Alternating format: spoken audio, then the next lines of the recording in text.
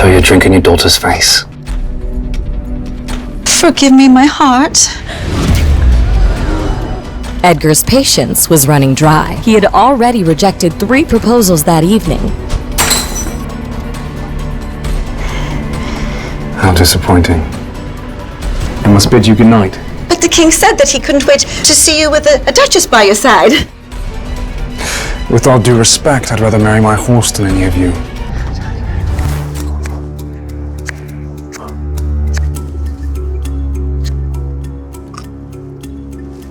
A bit dark and a bit late for a lady without a chaperone, isn't it? The mysterious woman was Alessandra, the Baron's eldest daughter. She had been told to wait outside for her dinner, as she was not allowed to be seen by the guests. The party is inside. She wanted to flee, but the Duke had other plans. Of that, I'm very aware, Alessandra. Don't act so surprised. We've all heard the stories of the cursed daughter of Baron Desmond Barrett. You're not scared of me? That's not a very frightening mask. Alessandra was intrigued. No one had ever been this nice to her upon first meeting, especially no man. I don't believe I know who you are. Collins. Edgar. The Duke? Are you here to marry my sister? Something about this girl intrigued the Duke. I'd rather die. No offense. The women inside are all like matching dolls. Too similar, too perfect. A thought came to her. She couldn't resist its temptation. And what say you of me, then? If I were to ask you to marry me, what would you say?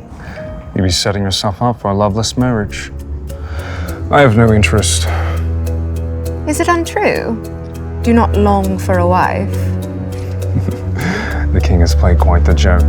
The king loved to play his little games with Edgar. Well, I've no need for love. I've hardly ever known it.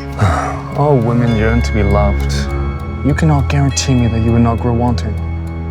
A contract, then, legally binding. If I fall in love, we divorce.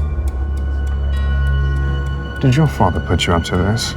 This offer has nothing to do with helping my father. I leave that up to you to believe me. I'm not interested in marrying anyone for love. I only wish to leave this place and never look back. Edgar was surprised by her honesty. There was opportunity here. Oh, would you marry me to spite him? I am dying within these walls, day by day, piece by piece. I am neglected and unloved by my own father. I do not care for your looks, Duke Edgar, nor your money. Frankly, I see you as an escape. You know, it would be nothing for one to hire an actress or a prostitute to play that role. If you wanted, you would have done so already. If the king has played this joke to toy with you, then surely marrying the cursed daughter of Baron Desmond Barrett would fill him with remorse. Cursed! You're much quicker on your feet than I expected. The rumors about your timidity and reclusive nature are clearly false. Join me in my residence tomorrow on the edge of town. I'd like to discuss this further. But father would never allow it. I must be mistaken then. I thought you wanted to leave. She wanted to, but couldn't think fast enough to stop him. Duke Collins! But it would have to wait. Alessandra's sister had arrived. Father told me to find you. Are you out here all alone? Kate Barrett, I presume. I was just about to. Kate's blood boiled at the sight of Alessandra. Oh, I'm terribly sorry that thing has bothered you. It wasn't meant to be out here. She is your sister, and I'm sure she doesn't appreciate being referred to as... The Duke was disappointed at seeing Alessandra was no longer around. Disappointed? Oh, sweetie, siblings often have little pet names for each other, do they not? You were an only child, so I can forgive you for that.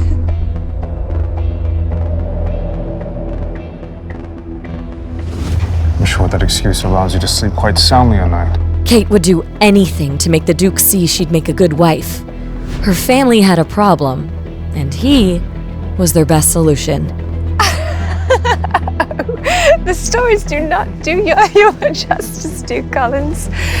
I must admit, I was hoping to get you here alone. A man of your position and a woman of my beauty would make a powerful union. Don't you agree? As hard as it may be to believe, not all men are so susceptible to the fluttering of your eyelashes. Besides, I received another, more promising offer. Now, if you'll excuse me. The Duke didn't give Alessandra away. Maybe it really was the solution to her problems. Kate, on the other hand, was both surprised and embarrassed to hear someone had already caught the Duke's eye. Alessandra, I'd like a word. Did the Duke say anything about another woman? Don't think you'll get away with disobeying father's orders.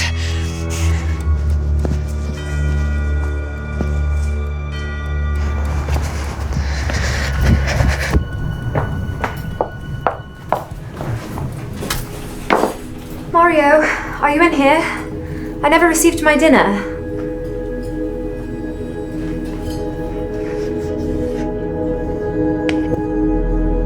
A bit bland, is it not? Mario, Alessandra's only friend and confidant. He never refuses a respite when offered. Cover for me, lovely. I won't be long.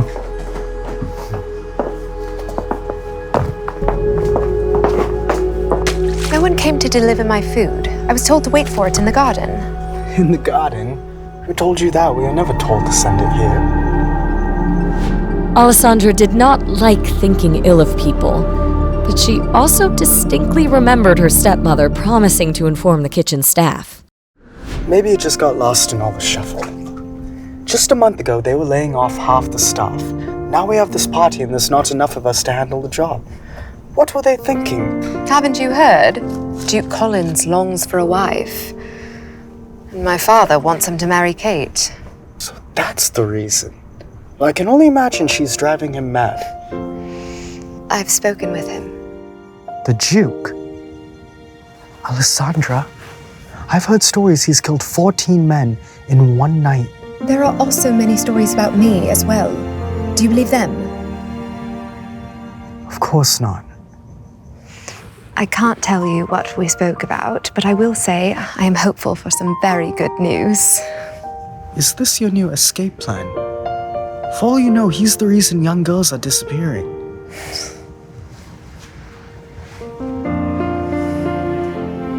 What do you need?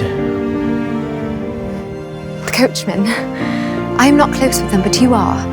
Can you ask them to deliver me to the Duke's tomorrow? Only for a few hours. If you truly believe the Duke is the answer to your troubles, I'd gladly carry you there on my back. Come with me. You've always been so kind. And who will make all my favorite snacks? I still owe your father till the end of my contract. How about I join you this time next year? After all, you're the only Barrett I can stand. Mario! Mario! You said you wouldn't be long. I have to go. Just promise me you will be careful around him. I still have the knife you gave me. If he tries anything with me, bang. Okay, firstly, that's a knife, not a gun. It doesn't go bang. Well, knives don't really make sounds. I'm being serious. He's a violent man. That much I witnessed personally tonight. Mario, quit faffing about. I'm still waiting on my food. Right away. Promise me? I promise.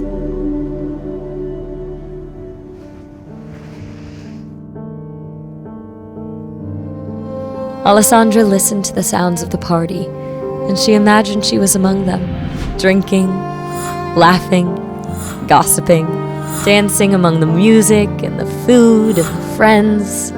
She wanted it.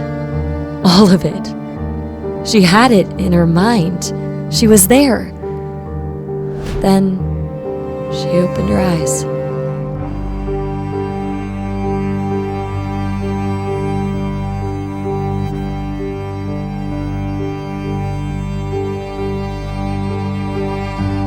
Is something wrong? No, it's nothing. I was just thinking about life. It'll get better soon. For every rain cloud, there's a rainbow, right? When was the last time you saw a rainbow here in Lockwood? I was going to say, happiness is when the next shipment of rum comes in. Thank you.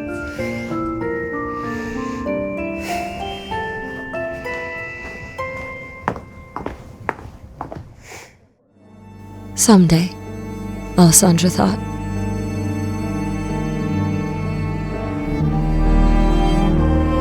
Besides Mario, the other staff had a tendency to avoid Alessandra. Still, she was always polite to them. Yoo-hoo, barmaid, I'm in need of some refreshment. All right, I'll see you back at the kitchen.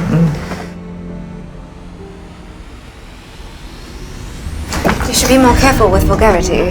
Stepmother might see you. Please, please don't hurt me. What?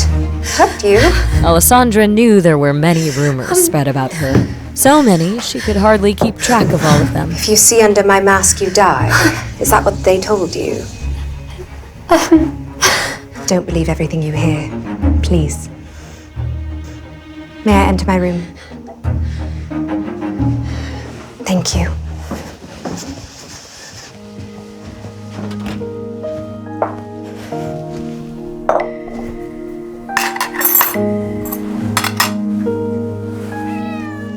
Kitty.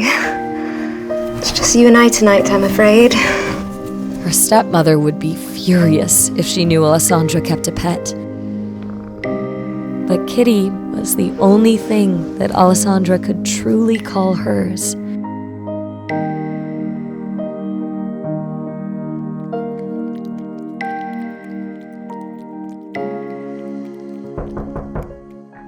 Breakfast, my lady. My lady, please. It'll get cold. Alessandra knew there was only one reason the maids wouldn't just leave food at the door and run. Kate is here.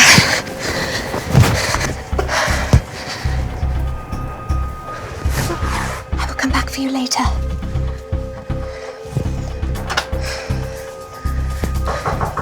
Alessandra, get out here this instant. Coming.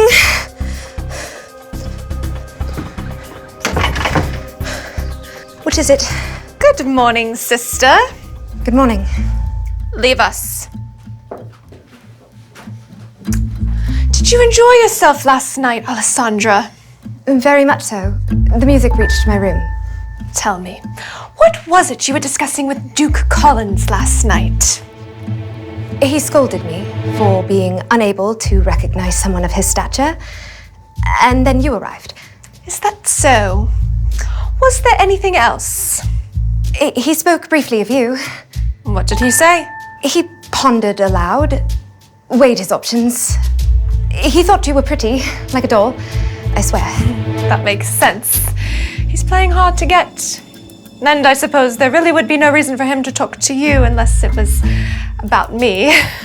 Of course. Well, anyway, I'm appalled you had the audacity to speak with him. You risked dissuading him from marrying into our houses by showing your hideous face.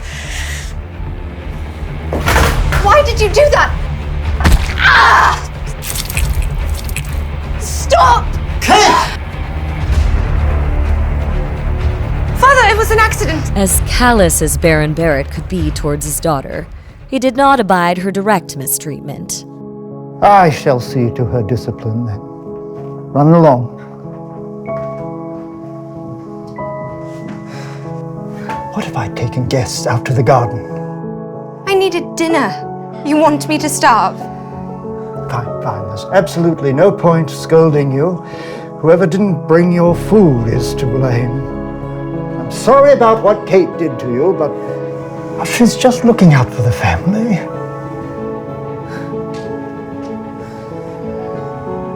You must be bored in your room all alone all the time. Let me prepare for some entertainment for you.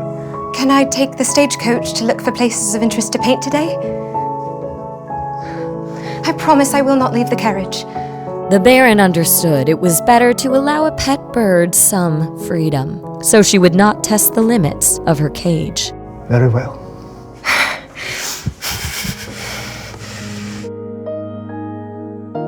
Meanwhile, Edgar, at his window, eagerly awaited the arrival of his new friend. Young master. Good morning, Alfred. Your tea, sir. Alfred was confused by his master's behavior. Edgar was usually only like this when his mother visited. Expecting guests? I met someone of interest. In truth, she was invited, but I'm unsure if she's desperate enough. She, a woman, visiting here in broad daylight. What are you implying? Do you think it'd be some sort of rake? Indeed. I've known you for far too long. Please refrain from speaking such a way when my guest arrives. I intend to make her the lady of the house. What? Edgar knew he could trust Alfred to keep a secret or two. Are you surprised?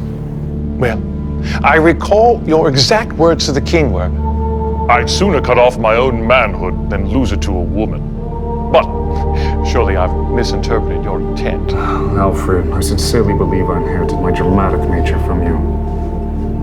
I'm not interested in marriage, but the woman I met last night is intriguing. A perfect way to piss off the king and ward off some other people. So, who should I be expecting?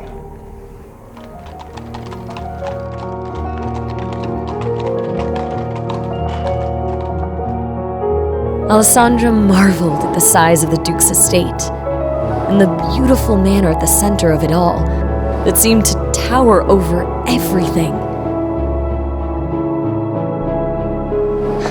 This place is humongous. Good morning. Good morning to you too. Welcome, Alessandra Baron. The Duke eagerly awaits you. Alessandra worried that her mask might be a problem, but per the Duke's orders, Alfred had already instructed the staff not to react when they saw it. Right this way, milady. Wait, I didn't get your name. Alfred. Most people never ask. Most people are cruel. Well met, Alfred.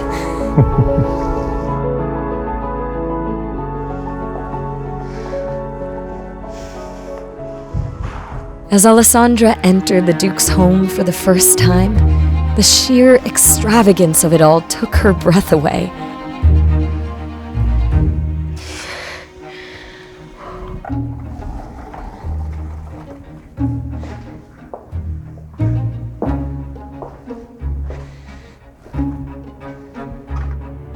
To be honest, I began to think you wouldn't show up. Have you eaten? This was the first time in years Alessandra had been invited to eat at a table with someone. Thank you.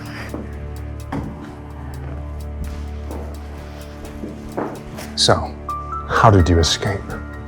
Did you play a trick on the Baron, or did he allow you to leave willingly? I am not working with my father, I assure you. In fact, I took a great risk being here today. You must know that I am extremely serious about this. There's no going back for me. Does your father hate you? Alessandra hoped he didn't, at least. In truth, she did not know. Hate is the wrong word. Ashamed. And he should be. But not of you. Every child deserves to be cherished by their parents. It's unfortunate that you were born under his charge. If I were the daughter of some farmer, they would have tossed me out with the other weeds. And would a farmer's daughter have intentionally been disfigured, such as yourself? The life of a peasant is rarely as ruthless as high society. I don't want to talk about that.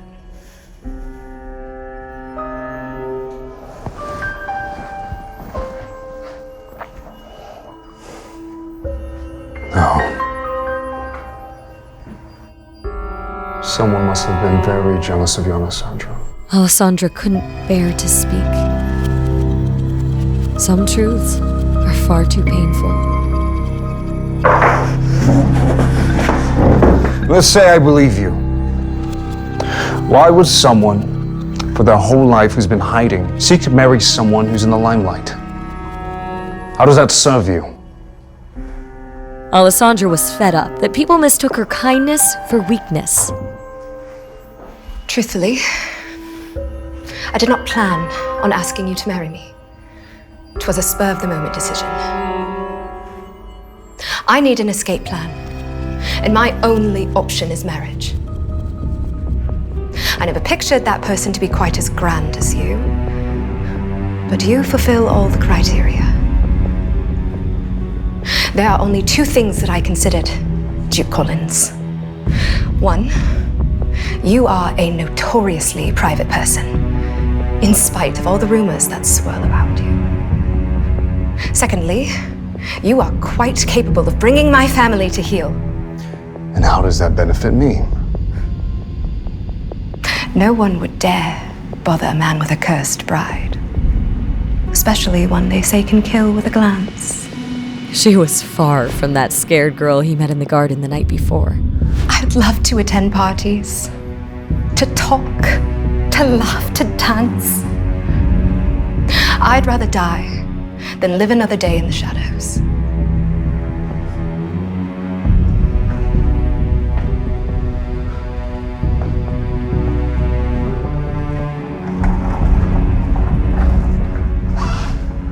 Good. Good. Sorry, what is good? A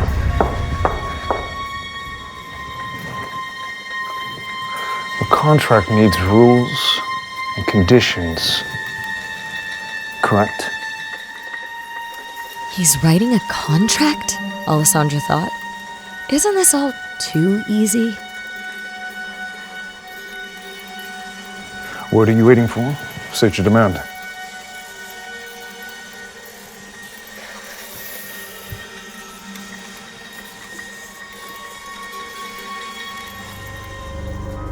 What happened to your hand?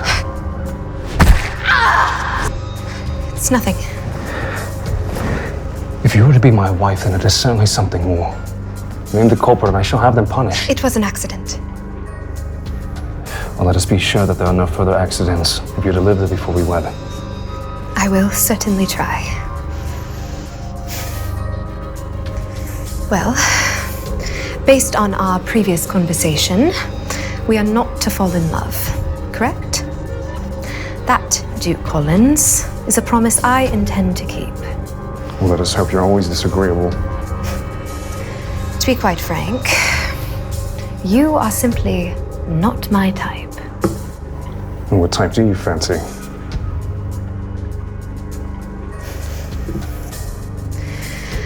What should be the second condition? Well, obviously, speak of this contract to no one other than my butler and myself. In fact, we should communicate all matters openly and thoroughly. Even minor secrets breed contempt, which can be quite irritating. Agreed. But my mask stays on. I'm still writing. Jot this down. It's imperative that we sleep in the same room. Why are you so surprised? You act like I wouldn't longer sleep with my wife. Alessandra knew it wasn't common for a duke to share a room with his wife under normal circumstances. I suppose that makes sense. It is something couples do. Sleeping, Alessandra. I'm speaking of sleeping. Though if you wish... No, sleeping is just fine.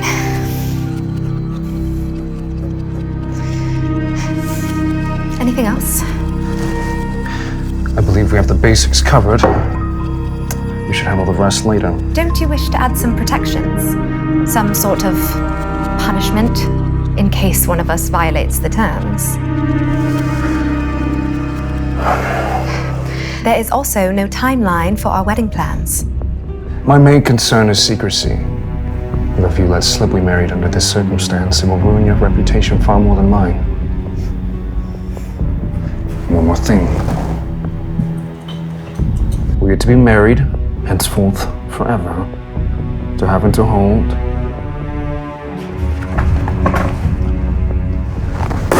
Until death. Forever? Of course. Do you intend me to bear children? Oh, hide your worries. I have no need for a child to dirty these halls just yet. And you wouldn't mind me mothering that child? Eventually? I don't understand the question. You don't understand? You're getting on my nerves. You think if I was uncomfortable with the idea, I would entertain the prospect of marrying you.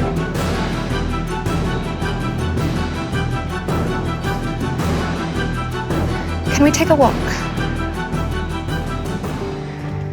It is not that I don't long for motherhood, or even raising a family. I'm simply worried what horrors a child of mine might face. Rumors swirl around me. The both of us. What if the child becomes yet another subject of discourse? If you cut out a man's tongue, eventually people tire of hearing him gurgle. No one would dare speak ill of our child. My child. I would make sure of that. There was obviously some truth to the rumor that Duke Collins was dangerous. She couldn't shake the feeling that his friendly demeanor with her was some sort of act. Still, she longed for the freedom he offered. I'll do it. Do what? Sign the contract, Duke Collins. So long, so you can shield the child and I from abuse.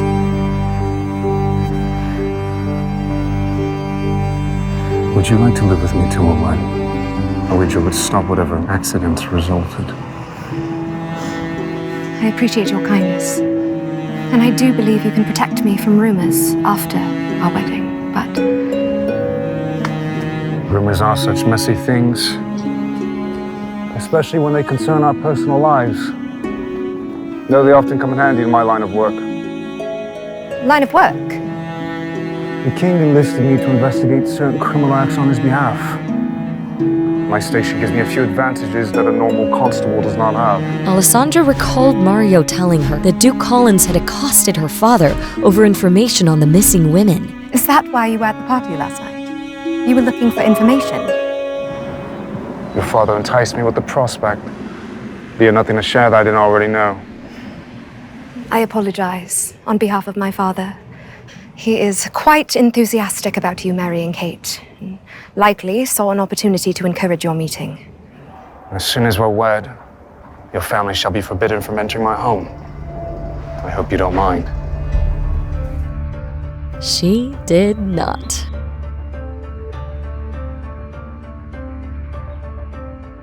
Thank you so much for the lovely tour. You have a beautiful home. I'm quite jealous of your paintings. My mother would complain that the walls were too bare.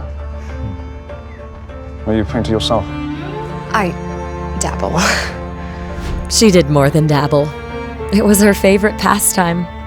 Nothing compared to the feeling of distilling a bit of life onto canvas. And how would one go about buying a few Bullied originals? No. I am not a professional by any means. I'd rather buy art from someone I know than try and find what others find agreeable. You've no more room for any paintings of mine.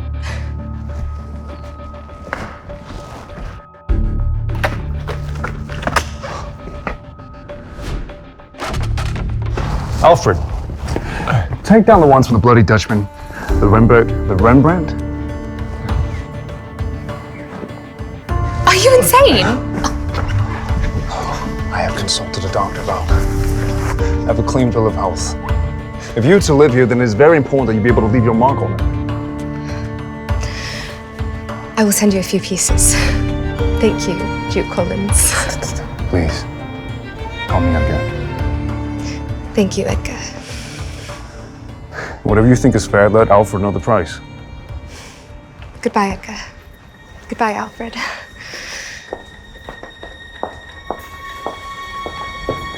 Should I prepare an engagement ring? For tomorrow morning, please. What happens tomorrow morning? Edgar explained that he and Alessandra planned to announce their engagement in front of her family the following morning. Oh, why so surprised, Alfred? I'm beginning to think these paintings as well. I asked you already. He wanted Alfred to bring the family a few gifts to celebrate. Cigars, jewelry, and paint for Alessandra. Lots of it. And then when you're done taking these down, please clean out my room. We have to prepare space for her things. You're sharing a room? But this house is vast and I don't enjoy hiking. Right. All right.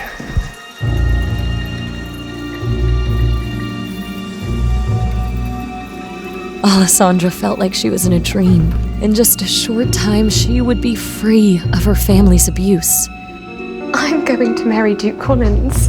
Where on earth have you been? But some dreams have rude awakenings. Your father must have gone mad if he allowed you to leave this house. I did not leave the carriage. What would the townsfolk say if they were to learn that you were riding around amongst them? Mother... Your mother left you. Neither you nor your father seem to realize the suffering that has caused me to put up with you. I'm sorry. I hope you enjoyed your day out. It will never happen again. Now, your presence drains me. I'm tired of seeing that revolting mask. You speak as if you weren't a part of why I wear it. It'll all be over soon, she thought. Edgar might have noticed her hand, but Alessandra wasn't going to get him involved in her family drama.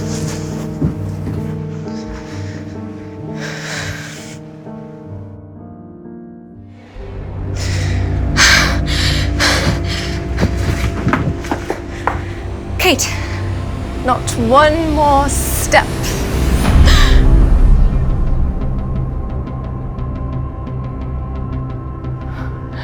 Mother said we were not allowed to have pets in the house. Imagine my surprise when I discovered this little creature in your closet. Kate, I will take care of it. Please. It does not deserve to be the innocent victim in our games. Father was furious with me. He said I was the reason the Duke left early last night. And I really wasn't. Was I, Alessandra? I am so sorry, Kate. I will make it up to you.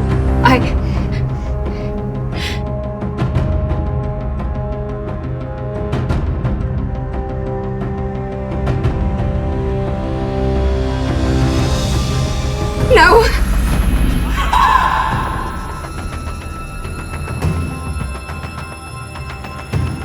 Alessandra grew more desperate by the second. This didn't bode well for the staff. Why is she running around? No! How could you come here? It's my fault. I should have hid you better and taken you with me.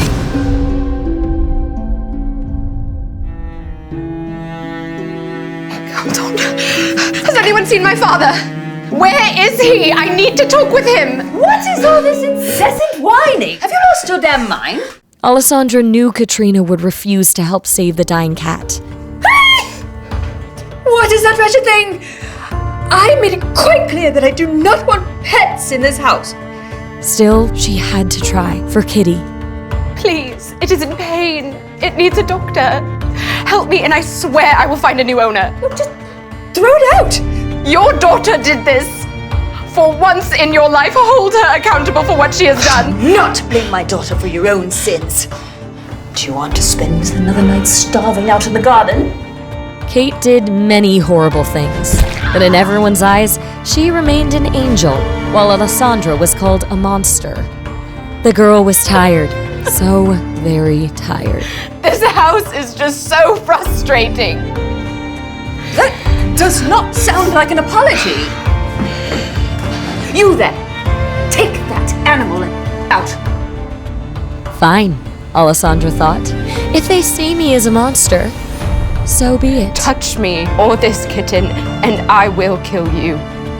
Mark my words. Are you listening? I gave you an order. Pry that thing from her arms, or you're out of a job. This, thought the maid. Inform the butler that Alessandra is to remain locked in a room. Let her starve in there. When you're done, pack your things and get the hell out.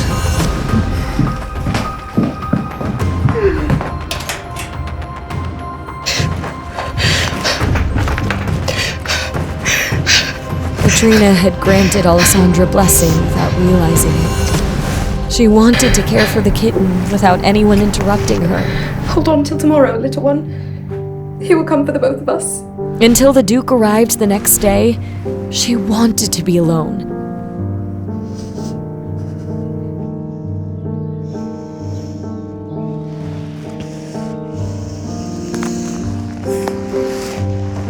Kitty, are you feeling better?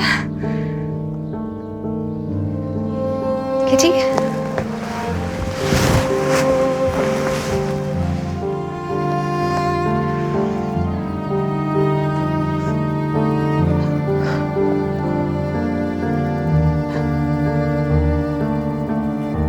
Kitty had no reply.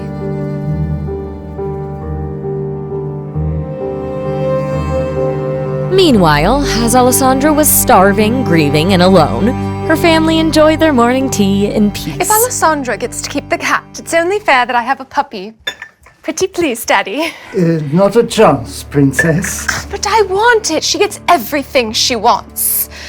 Alessandra got to speak with the Duke. Well, I hardly got so much as a word. Kate, don't eat so quickly. You'll never find a good husband if you joke to death. Besides, you still have a chance to woo the Duke at the ball later this week. And for that, you'll need to fit in the corset. Mother! She's right, you know. Putting out quite a bit of money on the line for your future. We don't have much left, and we need the Duke to save us. Sir, Duke Edgar Collins is here to visit. He's brought his butler. The Duke! Mother! I didn't know he was visiting. Desmond, did you know? No. Well, what are you doing standing there? Bring in the Duke right away. Should I change quickly? Edgar? Duke Collins, to what do I owe the honor of this visit? I have something to discuss with your entire family. Yes, well then, please, have a seat. Would you care for anything to eat? We're just now having our morning tea. I've already eaten. Baron, no doubt that you've heard the rumors that I'm looking for a wife. No, I haven't heard such a preposterous rumor. Is it true, perchance? I intend to marry your daughter. What spectacular news! Kate will make a spectacular bride! You're mistaken. I intend to marry your other daughter, Alessandra. Alessandra? My Alessandra? Duke Collins, the townspeople believe her to be cursed. That would surely impact your reputation. Not so petty as to be concerned with such trivialities. There are plenty of rumors about me. But I hope you're not implying that your reputation might be soiled by my visiting here. No. But kindly, Duke Collins, you and my daughter, two different people. You're special. And Alessandra is not. Edgar was starting to wonder why Alessandra was not eating with her family. That's not what we meant. But out of my two daughters, Kate is the smarter choice. She has many prospective offers, quite a few young men of high status seeking her hand. And Kate will be just fine with my rejection. I'm here for Alessandra. Where is she? Why are you hiding her from me? Duke Collins, it is uncouth of you to keep asking for Alessandra. She does not possess an adult's mind. What did you say? Desmond feared Edgar would strangle her for saying that. Fine. I shall take you to her straight away. I assure you, Alessandra will give you the same answer. She doesn't like to be seen by others. Yes, right. This way, please. Alfred, wait here.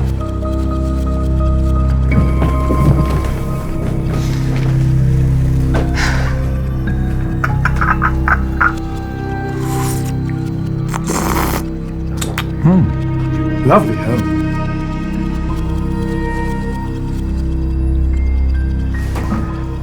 And we've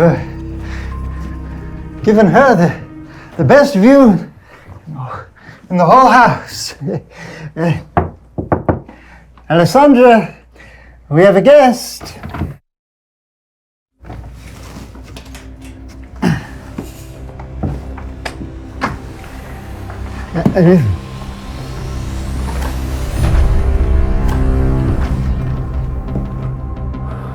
What happened?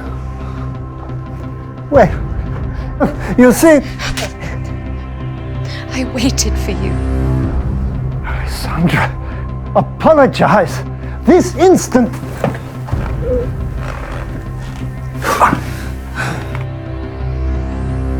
What have I done to deserve this? I promise I will rectify it.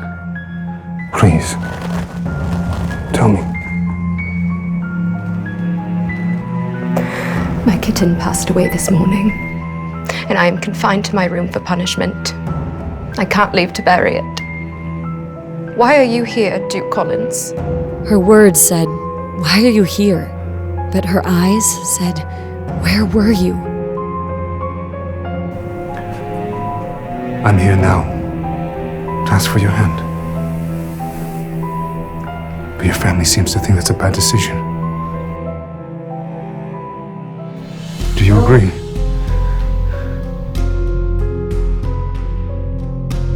You said you would protect me. You've spent your life as sheep among foxes. We can be wolves.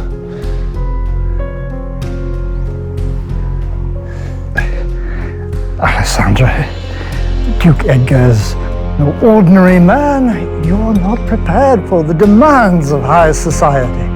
Why don't you... Enough, Father! I've made my decision. Will Alessandra resist the allure of the Duke? Or will she lose herself in her pursuit of vengeance? Stop! Your presence strains me, and I tire of seeing that revolting mask. Do not blame my daughter for your own sins.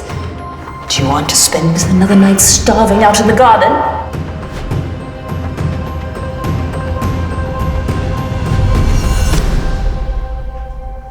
All right, Duke Collins.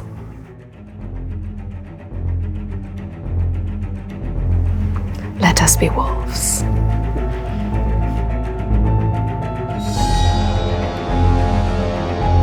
What dark secret does Edgar have in store for Alessandra? And what secrets lie under her mask? Alessandra, let's think this over.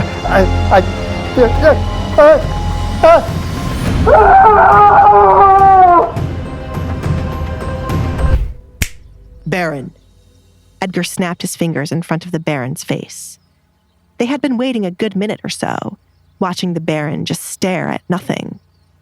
Duke Edgar, well, I am honored you have taken an interest in Alessandra.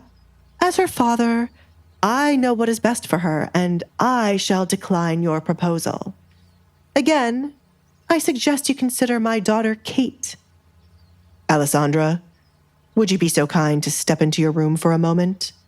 Edgar said with a smile, but it was evident it didn't reach his eyes. Alessandra nodded, stepped back into the room, and closed the door. She jumped when there was a loud thud on the other side, like someone had run into her door. She didn't flinch the second time she heard the noise again. Is this the Duke's way of convincing someone? She asked herself. Her poor father must be trembling in fear. Why did she have to miss that sight? Alessandra, her father called, followed by a knock after. That fast, she muttered, opening the door to hear her father's decision. Alessandra watched Edgar fix the cuffs of his shirt, while her father looked distraught. He was here to ask for her hand in marriage, not cause a funeral. after some time to think, it would be wonderful if you could get married to Edgar. He wishes to speak with you, so I shall leave. Desmond ran off the first chance he got. His back was aching, thanks to Edgar lifting him up to throw him against the door. "What did you do and say to him?" asked Alessandra. It had to be something damaging to make her father give up on pushing Kate as his wife. "I am a man with a lot of information, and your father is a man with a handful of crimes in his pocket. I'll allow one of them to slip by this one time, but after we are officially married, I can't help it if he is investigated for them," said Edgar. "Wow," was the only thing Alessandra could say. She was amazed by how easy it was for him to threaten someone to get what he wanted. Knowledge certainly was power, and whatever the Duke knew scared her father. Do you ever worry that others will kill you for knowing their business? If I am always one step ahead of them, I have nothing to worry about. Do not worry. Your husband will not die anytime soon. Can I come in to talk? Anyone could be listening to us. Edgar looked down the empty hall, but he knew looks could be deceiving. And sometimes walls had ears, thanks to secret places in homes. Oh, right. Alessandra stepped aside for him to come in. She did not care about what gossip could form by him coming into her room alone, as they were going to be married anyway. It's not as grand as your home, but it is my space to get away. Seems more like a prison. Edgar had enough of them on his property to know a holding cell when he saw one. This is your art. He picked up one of the canvases she had stacked up against a wall. I prefer not to call it a prison. That would make my life seem much sadder. I like to think of it as the only place where anyone could be free. Alessandra intently watched Edgar inspect her bedroom. From the looks of your family, I could see why you think that. Are you not allowed to leave here? Why weren't you at breakfast? Or was that your own choice? He carefully placed the canvas back in its place.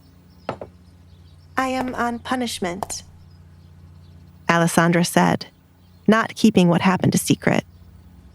Kate threw my kitten out the window, but as always, no one believes how she is. I am meant to be here until I'm ready to apologize. If you do, I will not marry you. Edgar wanted her to have more of a backbone and no longer give in to what her family wanted. I never planned to. My kitten died because of Kate's jealousy, and I would never apologize for how angry I'm feeling. I have to bury it once the punishment is lifted. Edgar, is it still an option for me to come and live with you until we get married? Alessandra no longer wanted to stay with her family. Edgar leaned back against a wall, folding his arms. No. Alessandra didn't understand why he wouldn't agree to it when he was the one to mention it first. Why not? Alessandra, I won't have a wife who allows others to walk over her. Don't let them run you away from here with your tail between your legs, or allow them to torture you any further. You are going to be my wife. My name carries more power than you seem to realize. Use it, he advised her. Alessandra might not notice it yet, but things were slowly starting to change due to this one visit.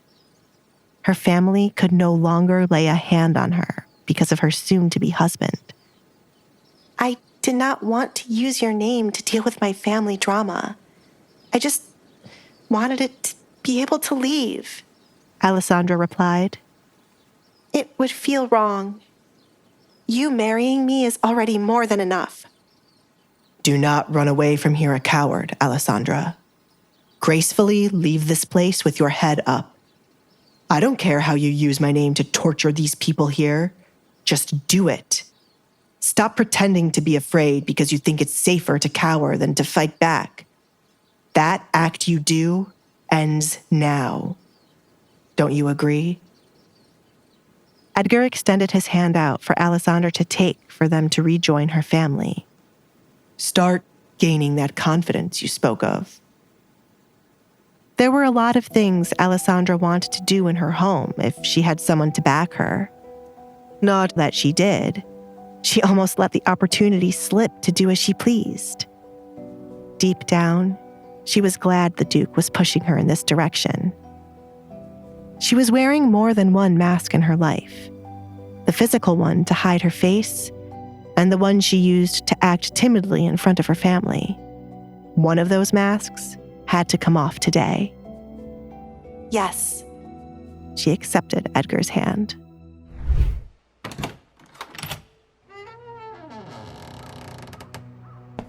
Desmond, you cannot be considering Alessandra being the one to marry the Duke, Katrina said when Desmond returned to the table.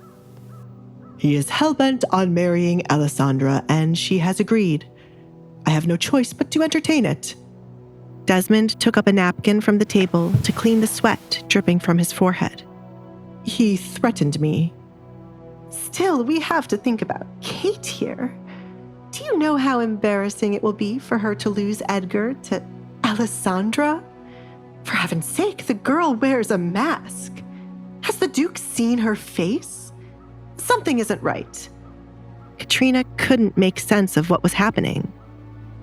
Did you find out what was said between the two of them the night of the party? Alessandra had to be lying.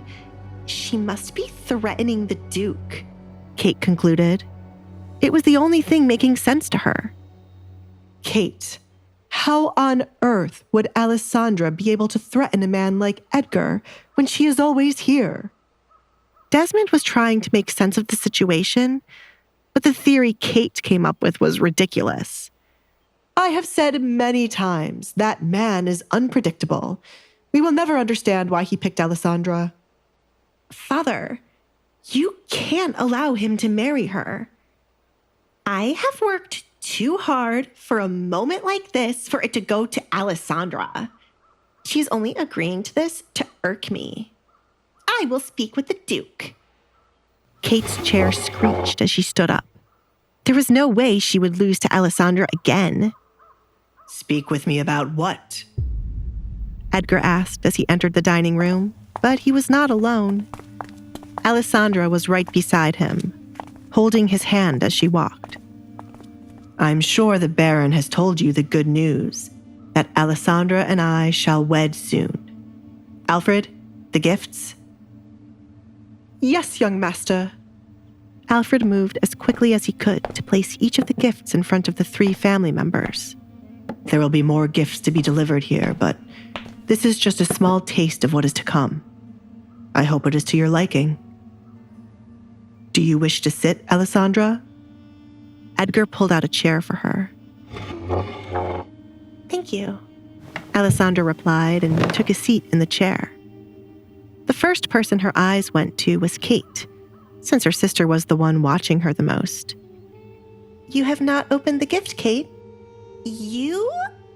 Kate started, but stopped herself when she met the Duke's eyes. They were daring her to say something he wouldn't like. Why is he acting like this now? She thought. Alessandra, please enlighten us about what is happening. Why did you say yes to the Duke? You are not one to want to get married, said Katrina. No one has ever asked me, Mother. I am thrilled to marry a man like the Duke. I've heard many good things about him, thanks to Kate. Isn't he a good man, Kate? Alessandra glanced at her fuming sister. He was mine, Kate replied, ignoring her father, signaling for her to shut up.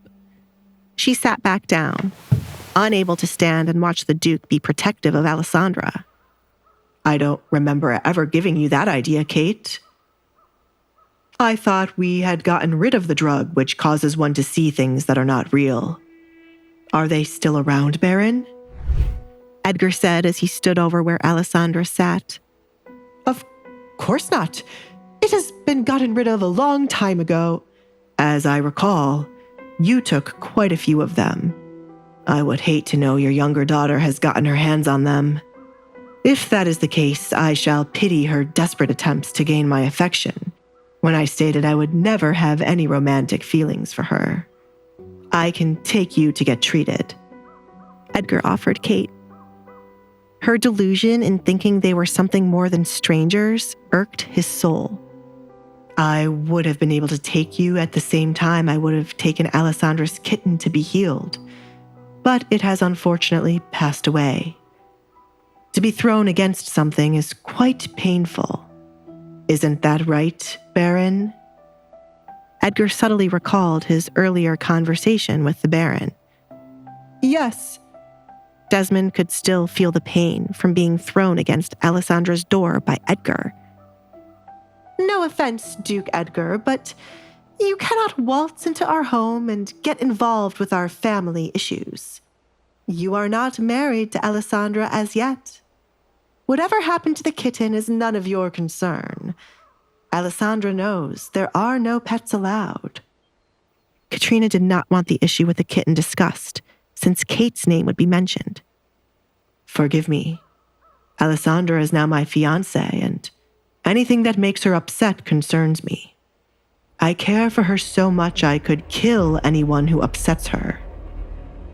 Edgar glared at Kate. He had a feeling out of the three, Kate was the one harming Alessandra the most. He had one thing in common with Alessandra so far, a dislike for Kate. Kate fidgeted in her seat as she picked up on the warning Edgar was sending her.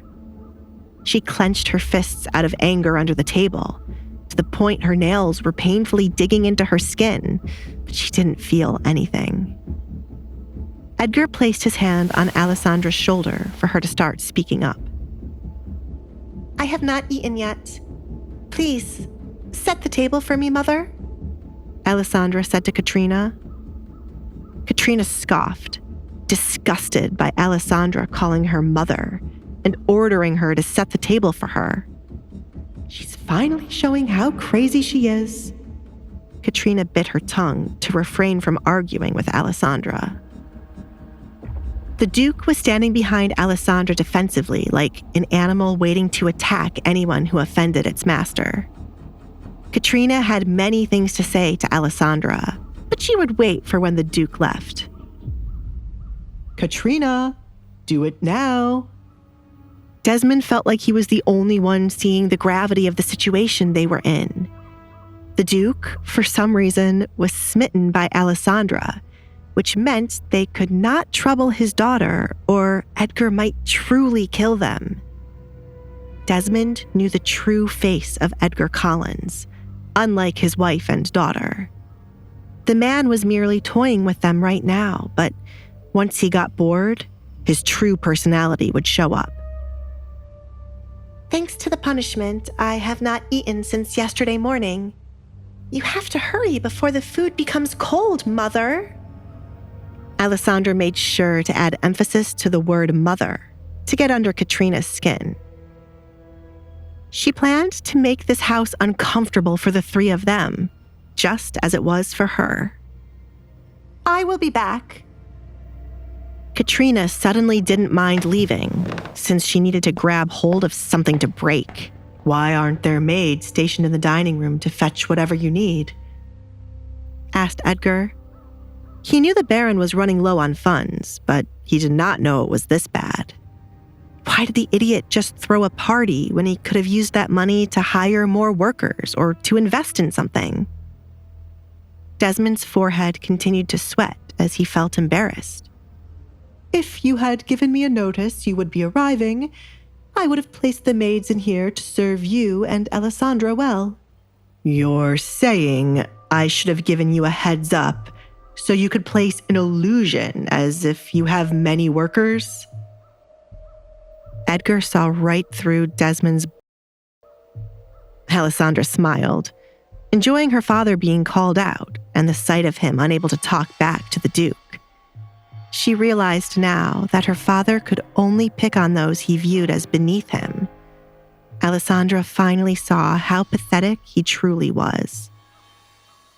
While Alessandra was enjoying her father breaking down, the sight of her smiling angered Kate even more.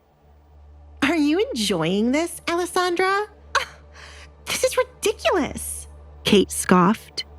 Don't think this will last long. You should work on getting over your jealousy, Kate. Green is not a good look for you, Alessandra replied. Edgar snickered due to the fact Kate was wearing a green dress, so Alessandra's words had a double meaning. He wanted to applaud her for slowly coming out of her shell. You! Kate smacked the table and abruptly stood up.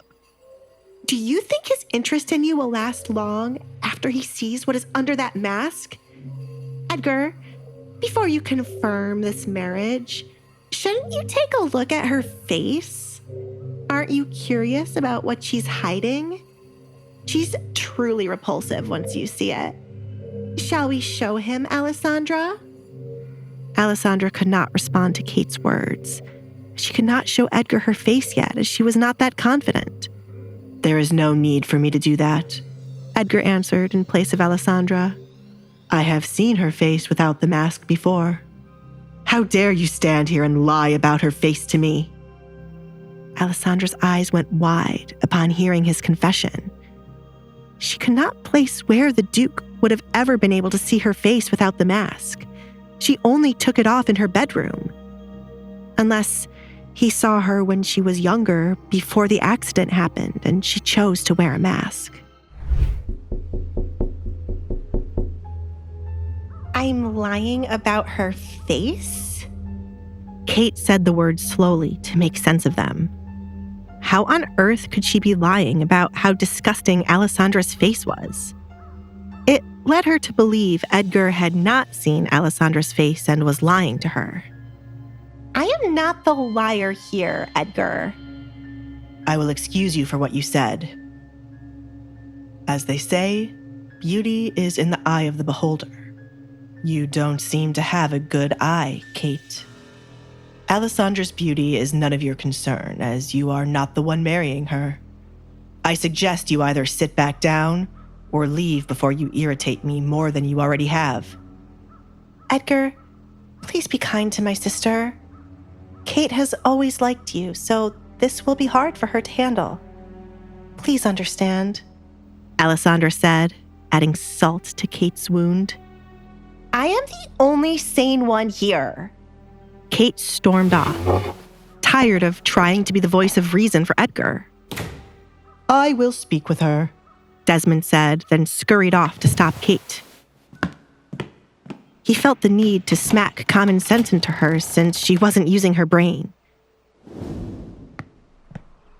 Kate, wait for me. Do not walk away from me. What do you want, Father? Kate turned around, revealing tears threatening from her eyes. Are you here to make me go back and play nice with Alessandra? That was supposed to be me.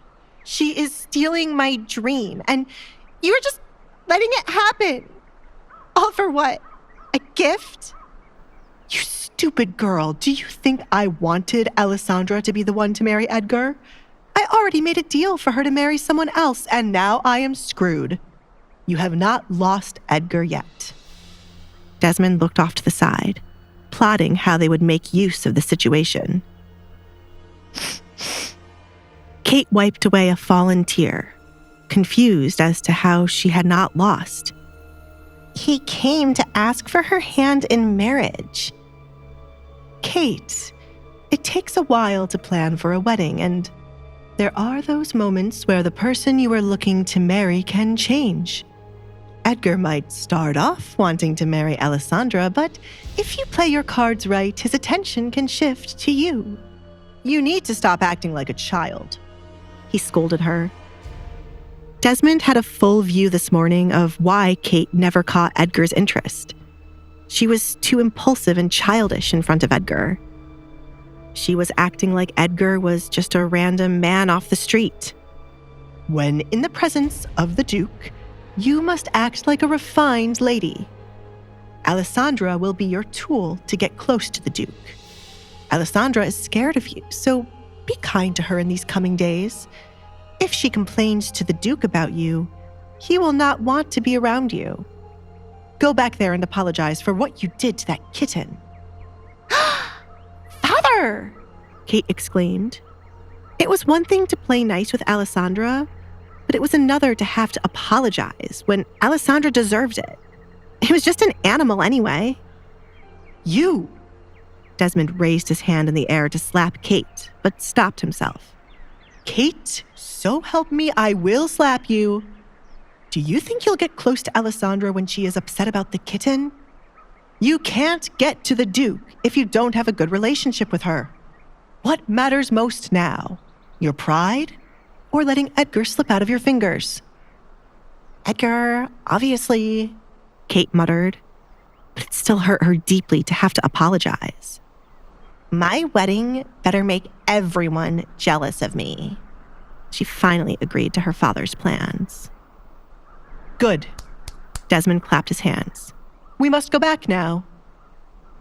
Father, who is the man you had to marry Alessandra? I never heard anything about it from my mother, said Kate. Just an old friend. It'll help us settle some debts. Desmond remembered the deal offered to him. His friend had a taste for unique things, and nothing was more unique than his rumored masked daughter. I see. That is a fate more suited for Alessandra than living as the Duke's wife. Kate grinned, picturing Alessandra's face the moment she would learn she would not be the one marrying the Duke in the end. Desmond and Kate walked back into the dining room to find Katrina placing a plate of food in front of Alessandra like a maid serving her master. Alessandra did not thank Katrina for fetching the food. Instead, she picked up her fork to taste the eggs. You see, you took so long and now the egg is cold. I have never enjoyed cold eggs, Katrina. Why do you keep giving them to me? We're back. Desmond cut off Katrina before she could say the wrong thing. Alessandra, Kate has something she wishes to say to you. He pushed Kate forward. I'm sorry. The bitter words left Kate's mouth. For? In Alessandra's opinion, Kate had a lot to be sorry for. Therefore, she needed to be more specific. Hurting your kitten. You did more than hurt it. The animal died. If you're going to apologize, do it right. Edgar interjected. If this was the best apology she could come up with, she could save it. Feeling warmth against his hand, Edgar looked down to see Alessandra had touched his hand, an indication to let him know she would handle this. I am sorry for killing your kitten, Alessandra. My emotions got the best of me yesterday, and to hear that the kitten has died makes me feel really bad. I'm also sorry for the way I've acted toward you in front of Edgar. I hope you will be happy with him. Please forgive me. Kate dug her nails into her skin as the words left her mouth. Alessandra wanted to laugh in Kate's face. They really thought she was stupid to not realize they were going to play her.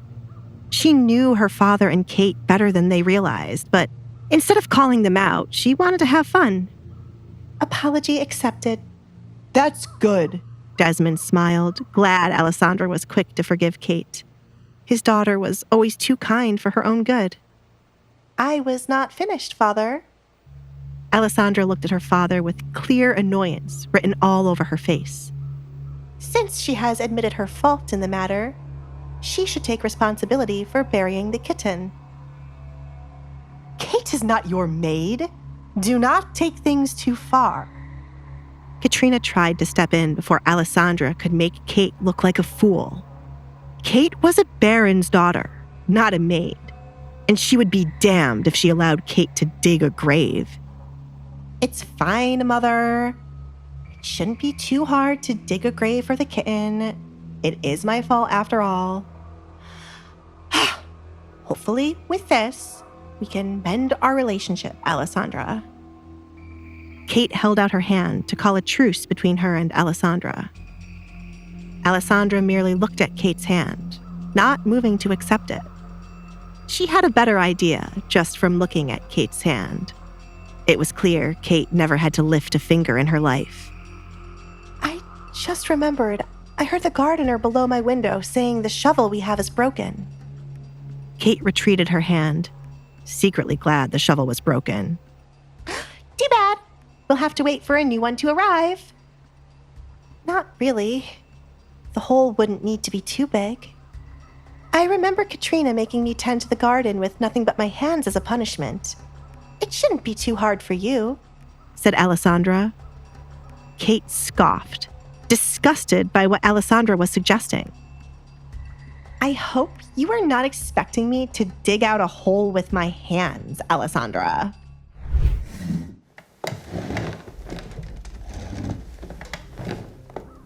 That is what I'm expecting. Alessandra stated the obvious. It was never an issue when Katrina made her do it, and Kate would stand right beside her mother laughing. It has to be quick before the kitten starts to smell, and I want to give it a proper send-off quickly. I am sure it won't be too hard for Kate, said Desmond. It was so minor in his eyes compared to what they were looking to achieve. If Alessandra had asked him to do it, he would have done it in a heartbeat. That's easy for you to say when you aren't the one doing it. Kate glared at her father. Kate put on her best smile to push through Alessandra's punishment. I shall get to it right away. She would have to sacrifice one of her pairs of gloves to do the job, since she was not going to let her bare hand touch the soil. Kate also had a way to get back at Alessandra for making her do this lowly job. Katrina watched in horror as Kate walked away to dig a hole with her hands. Her daughter must have lost her mind at the same time her husband did. Kate, she called, chasing after Kate to stop her from embarrassing herself. Alfred, the final gift, please, Edgar said now that the drama was partially over with. He had the final piece to confirm his engagement to Alessandra. Yes, young master. Alfred showed a small box he had with him. You are too kind, Edgar. The gift to me was already enough. Desmond rubbed his hands, patiently waiting to see what else he was going to receive. This is not for you. Edgar glared at the greedy man. This is for my future bride. He got down on one knee beside where Alessandra sat and opened the box to reveal a diamond ring. Alessandra had completely forgotten about a ring. She was taken aback by the size of it, as all the jewelry she had was small in comparison to it. Won't that be uncomfortable? She wondered. You don't like it? It's a family heirloom.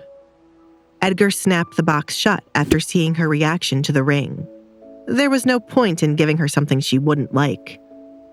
As quickly as he got down on one knee, Edgar got back up.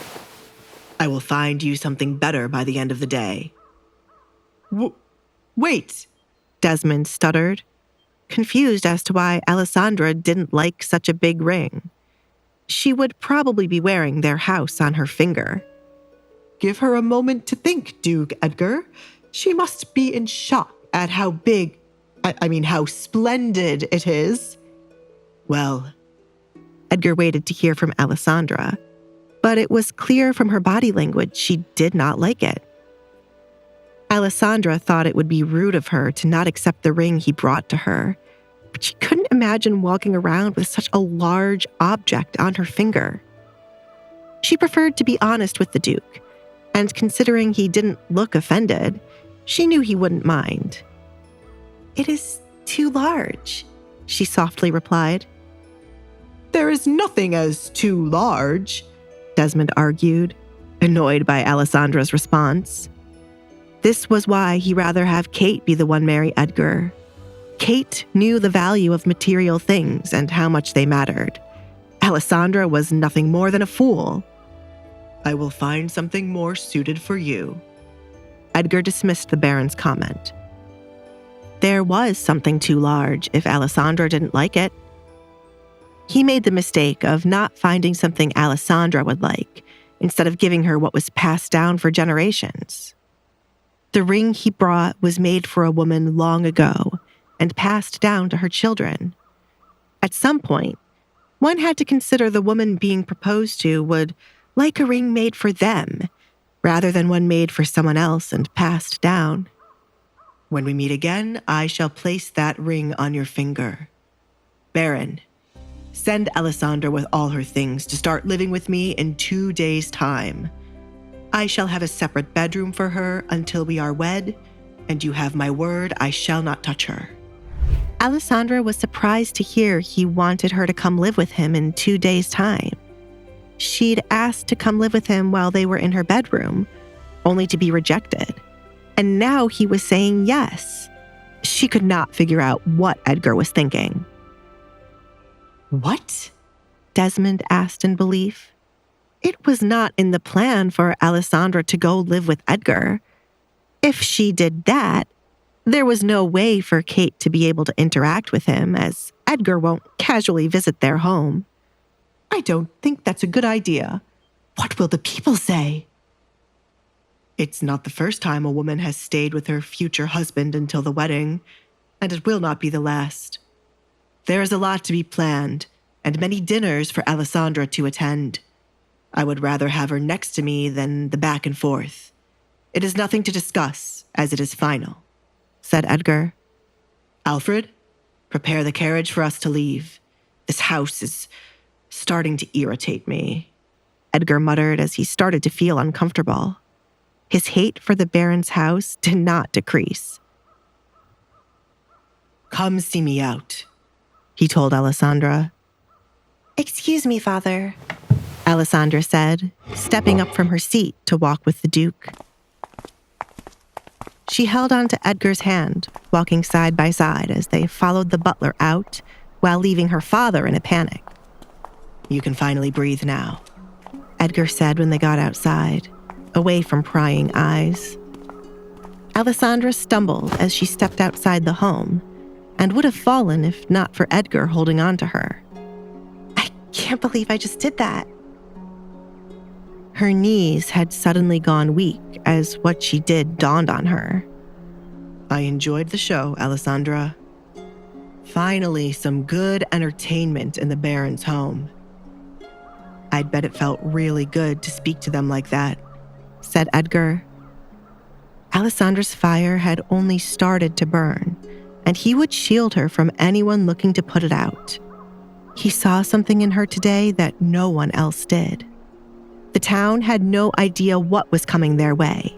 With his help, Alessandra would become a woman to not be messed with. It did feel good. I am used to making up these kinds of scenarios in my head, and now it has finally happened. I did forget how to breathe back there, and I was so nervous I would have tripped over my words. Alessandra clutched her dress, finding the moment to be surreal. You did good. Edgar patted her head. The show was 10 times better for those watching Alessandra, and it would be even better when she becomes more confident in herself. Alessandra looked down at the floor, feeling strange to receive a compliment from Edgar and a pat on the head. It felt nice to have someone do this for her. She wanted to work harder to receive more compliments from him. Thank you, she replied. Edgar smiled, viewing Alessandra as a small kitten, something he needed to nurture and protect. Duke Edgar, Desmond said, interrupting the moment. Edgar rolled his eyes, taking his hand away from Alessandra's head. What is it, Baron? I came to see you off as you were my guest. Please, come again. Alessandra, I want to have a word with your father. Until next time. Edgar picked up her right hand and kissed the back of it.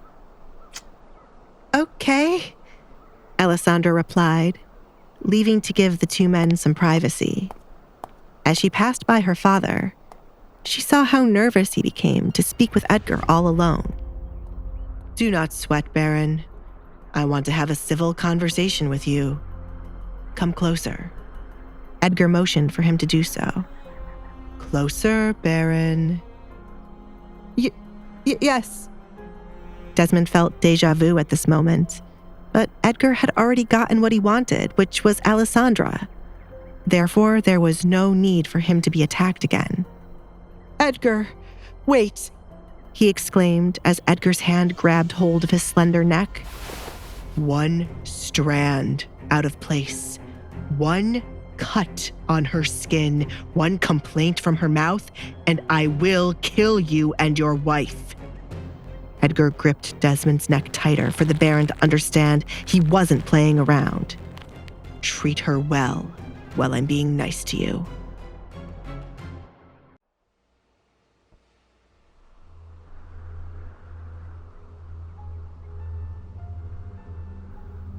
Understood? Desmond quickly shook his head. unable to use words thanks to the grip on his neck. Any more tighter, and Edgar just might break it. What part of this was being civil? Good. Edgar released the Baron's neck with a shove. Look at you, all disheveled. He fixed Desmond's shirt, smoothing out the ruffled parts. Desmond kept his head down, bearing with Edgar harshly patting his shoulders to smooth out his clothes. Never in his life was he so embarrassed by someone coming into his house and treating him like he was not the owner. I don't look forward to you being my father-in-law. There's so much I had to kill you for, but since you are loved by your daughter for some reason, I shall keep you alive. Do you understand what I mean, Baron? If Alessandra's love for you runs out, I shall consider killing you. I understand, Duke Edgar, said Desmond. I am handing you the opportunity to correct the mistakes you made with her.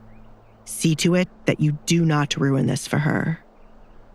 As much as Edgar disliked the Baron, he could tell Alessandra was longing for positive interaction from her family. And from what he witnessed today, the Baron was the one she was most likely to get it from. He was putting the task on the Baron to ask as a father in 2 days, and to shield Alessandra from the two women. Whether or not Alessandra would like her father's newfound interest in her was completely up to Alessandra. Alessandra and her father could either have a heart-to-heart moment where the Baron apologized for not properly protecting her, or Alessandra would see there was no hope for her family. Edgar, would you? Desmond trailed off when he heard footsteps walking away from him. He looked up to see Edgar walking back to his carriage without saying goodbye. I should have just hit him when he was here. That little shit, Desmond muttered. He can only act like this because of his name and the king. Does he think I'll let him get away with treating me like a fool inside of my home? Where on earth is Alessandra? Desmond went back inside to look for his oldest child. She had not told the truth about what she discussed with the Duke at his party, unless she was going to say Edgar fell in love with her at first sight. What? Desmond cursed.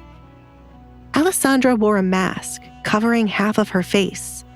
She had ruined her beauty a long time ago. There were countless beautiful young women like Kate for Edgar to fall in love with. Alessandra!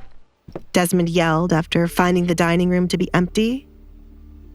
Katrina had brought the plate of breakfast for nothing, as it was still on the table untouched. Alessandra! His voice thundered through the home.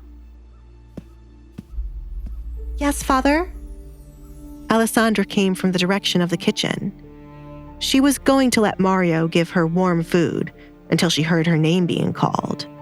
Now that Edgar was gone, everything would go back to normal.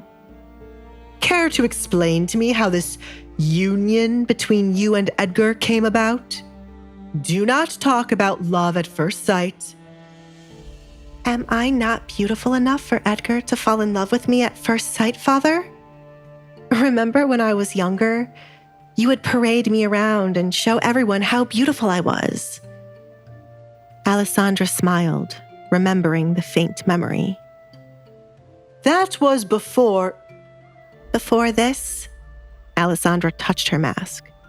It was. What a long time it has been.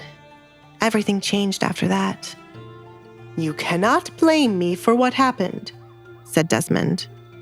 I blame you for not taking control of what happened afterward, Father. And yes, I blamed you for what caused it. The Duke did not fall in love with me at first sight, Father. Such a thing would never happen. Alessandra truly believed her words. She was many things, but not a fool. Then what was said between the two of you? Tell me everything from the beginning. Desmond's curiosity had become unbearable. He had to know what Alessandra did that Kate could not after all these years. I already told you what was said, Father. I do not know why the Duke picked me instead of Kate. I'm sorry the daughter you wanted with him was not chosen. Is that all, Father? Is there nothing more you have to say to me? She was waiting for him to truly state what he planned to do about her engagement. Alessandra already knew he would do everything in his power to somehow get Kate to take her spot. To her surprise, he said something completely different. All eyes will be on you, Alessandra. Do your best. What are you going to eat now? Desmond was doing just as the Duke instructed him to. Although he was angry with Alessandra about a few things, now was not the time to grill her when Edgar was so adamant about killing him. Alessandra was unable to respond for the first couple of seconds. She did not get the reaction she was expecting. Therefore, she did not know how to react. She wondered if the Duke said something to her father to make him act like this. I am going to the kitchen for warm food. I see. Forgive Kate and Katrina for the things they have done. You have to understand their point of view. When you are done, go back to your... Desmond had to quickly stop himself. He was making the mistake of sending Alessandra back into her bedroom to be out of sight. Do whatever you want. Understand their point of view? Alessandra wanted to laugh in his face for saying such a ridiculous thing. Why did she have to be the one to understand everyone's actions towards her and have to forgive them? Why couldn't everyone else admit their faults instead? To see her father have no shame in saying these things was disgusting. Her father was only trying to play nice to avoid Edgar's wrath. I picked a good man, she thought, as Edgar was doing a good job in shielding her so far. Edgar handed her the opportunity of 2 days where her family had to play nice to her. They could do nothing in those 2 days, for when the Duke arrived to collect her, should there be anything out of place, he would take his anger out on them. Alessandra accepted the illusion of having a family who got along with her for 2 days. She wanted to see what life would have been had she not been outcasted for most of her life. Even if it was all fake, she would enjoy it to the fullest. Thank you, she replied to her father. It would be fun to mess with them while they could do nothing but hold in their anger and smile. A perfect ending to their ill-fated relationship. After these 2 days, she would completely cut ties with her family, ending on a fake good note rather than arguing. Excuse me, I'm going to find Kate and Katrina. Alessandra watched in amusement as her father turned his back on her to go plot with Kate and Katrina. Edgar was right to not let her come stay with him so easily. There was so much fun for her to have here. Kate, you must be out of your goddamn mind if you are thinking of digging a hole. She has no right to order you around. Get up. Katrina bent down to pull Kate up from the ground where Kate was squatting. Mother, we only have to play nice for now. Father is going to find a way to make me be the one to marry the Duke. Kate shook off her mother's hands and continued to dig. Ah! She yelled, falling to the side when an earthworm popped out of the dirt. That is why I said to get up, Kate. Katrina stepped back as she too was afraid of the tiny creature. This is ridiculous. This is so gross. This better all be worth it in the end. I am not letting her take what's mine. Kate used a stick to fling the worm from in front of her. Father already has someone he's going to marry Alessandra off to, so she can't marry Edgar. Really? He never mentioned anything to me, said Katrina. You wouldn't have kept your mouth shut if I did. Kate, Alessandra is going to the kitchen. Get someone else to do it. Desmond didn't like seeing his daughter looking like a servant. You there, Kate called out to a passing maid. She was more than happy to make someone else do the dirty work. Finish digging this hole with your hands right away. Did Edgar leave, or is he in the kitchen with Alessandra? I want to have a word with that girl. You can't, Katrina. The Duke made it quite clear if we mess with her in the 2 days she's here, he will kill both of us. I wouldn't take his words lightly. Desmond coughed, still feeling Edgar's grip around his neck. Play nice with her. Katrina couldn't believe Edgar threatened to kill her. She placed her hand on her forehead as she almost stumbled backward from the shock. Wasn't it enough that Alessandra stole Edgar from Kate? She must have placed a spell on that man. Is she really cursed? I told you we should have thrown her out long ago, but no one ever listens to me. What do we have to do now, Father? Edgar seems to be wrapped around her finger if he threatened you. Alessandra must have cursed him. Kate was starting to believe that more than anything else. Desmond didn't believe it like his wife and daughter, but he couldn't understand what was happening. He was starting to question if the Duke really did fall in love with Alessandra at first sight. I can't allow Alessandra to go live with the Duke on her own in 2 days. She's going to live with him? In his big mansion? Kate exclaimed, taken aback by this news. Father! She whined, stomping her right foot repeatedly. It wasn't fair Alessandra would get the luxury of living with Edgar.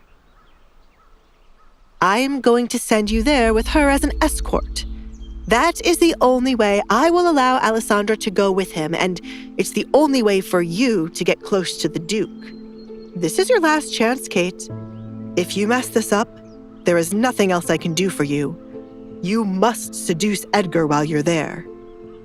It would be better if I became pregnant with his child. He would have no choice but to take me instead of Alessandra. We all know the Duke isn't going to sleep with her, and he's still a man. He needs someone to lay with, Kate suggested. She didn't mind sleeping with a man like the Duke when she wasn't wed. Kate! Katrina wasn't so sure of this. It was best for Kate to keep her virtue. I agree with Kate, Desmond said, ignoring the fact that Kate would be sleeping with someone when she wasn't married. He found the whole virtue thing to be ridiculous now. She just needs one try to get pregnant. We wouldn't have to worry about her virtue as she'll end up with the Duke.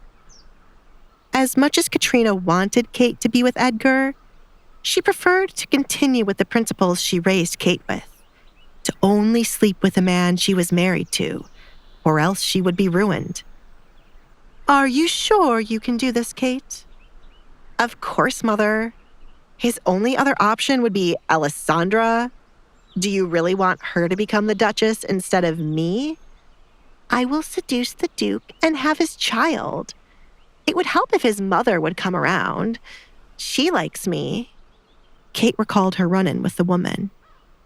Due to chasing around behind Edgar, Kate had met his mother once before, and after a short conversation, his mother was rooting for her.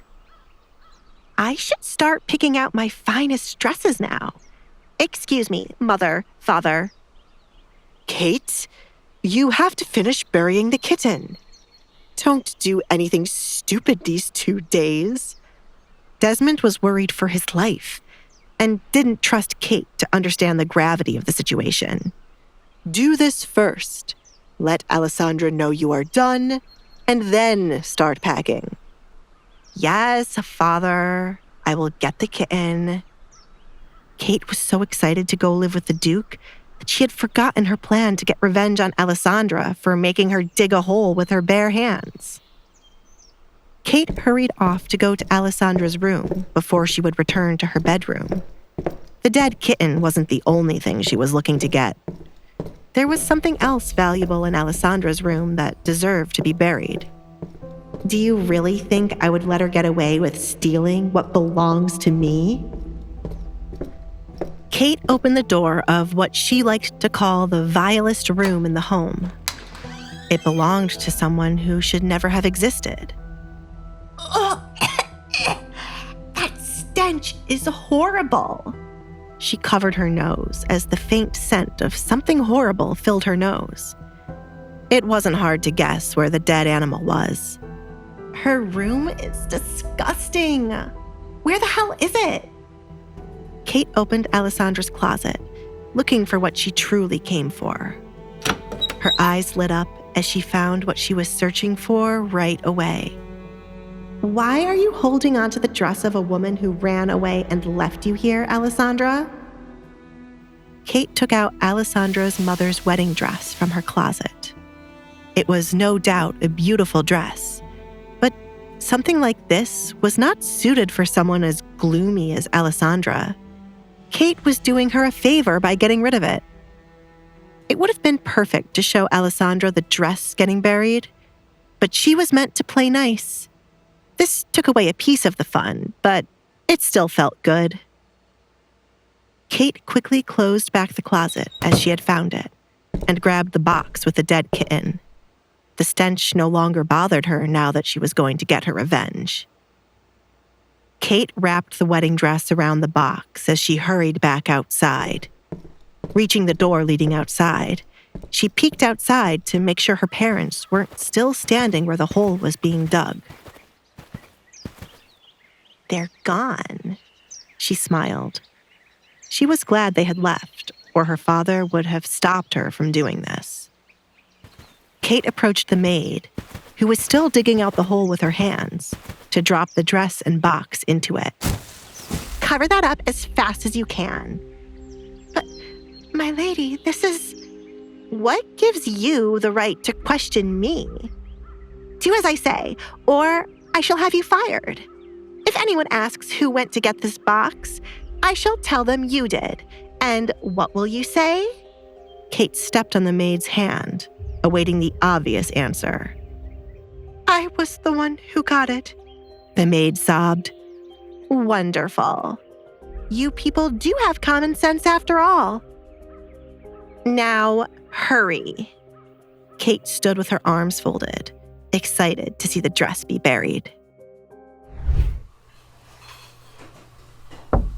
Mario. Alessandra called as she entered the quiet kitchen. Now that breakfast was practically over, there was hardly anyone in the kitchen until it was time to wash the dishes used. Alessandra? This is new. You've never come to me at this time of day, and last I heard you were being punished. Did everyone else leave? Mario asked, surprised to see her casually walking around. Today is a special day for a change, as I got engaged to the Duke. Alessandra couldn't wait to share the special news with Mario. You should have been there to witness everyone's facial expressions. I can imagine. I am shocked, though I kind of expected it. But wait a minute. Mario looked around for a chair to make Alessandra comfortable enough to tell him what happened. If only he could have been a fly on the wall to see Kate's face out of everyone's. There we go. I love that you are extra kind when there is gossip about my family involved. Alessandra sat down on the chair he found. I don't know why you still refer to them as your family. The Duke will be your family now. Screw these heartless people, Mario said as he took his own seat. If he was in Alessandra's position, he would have let the Duke just kill them. I am not married to Edgar yet, and at the end of the day, they are still my family, even if I don't like them. I'm going to be here with them for 2 more days, and then I'll be going to live with the Duke. What? Mario's eyes went wide. He wasn't expecting Alessandra to be leaving so soon. See, this is why I don't like Edgar. He is stealing away the only Barrett I like. I told you to come with me. I can ask him to pay off your debt. Both of us should leave this place, said Alessandra. Mario was her only friend here, so it was only right that she helped him leave this place with her. Mario shook his head, turning down the offer once again. I'm going to work off my debt myself. You just need to worry about yourself and enjoy your new luxury life. Now tell me, how did they react? Kate looked so distraught. She whined like a little child and stormed off, but then came back to apologize. I didn't forgive her so easily. Right now, she is supposed to dig a hole with her bare hands. We both know Kate probably has someone digging that hole for her, since you are here with me. But I like what you're doing. Make sure you mess with her mother, too. Mario hated Katrina more than anything in this world.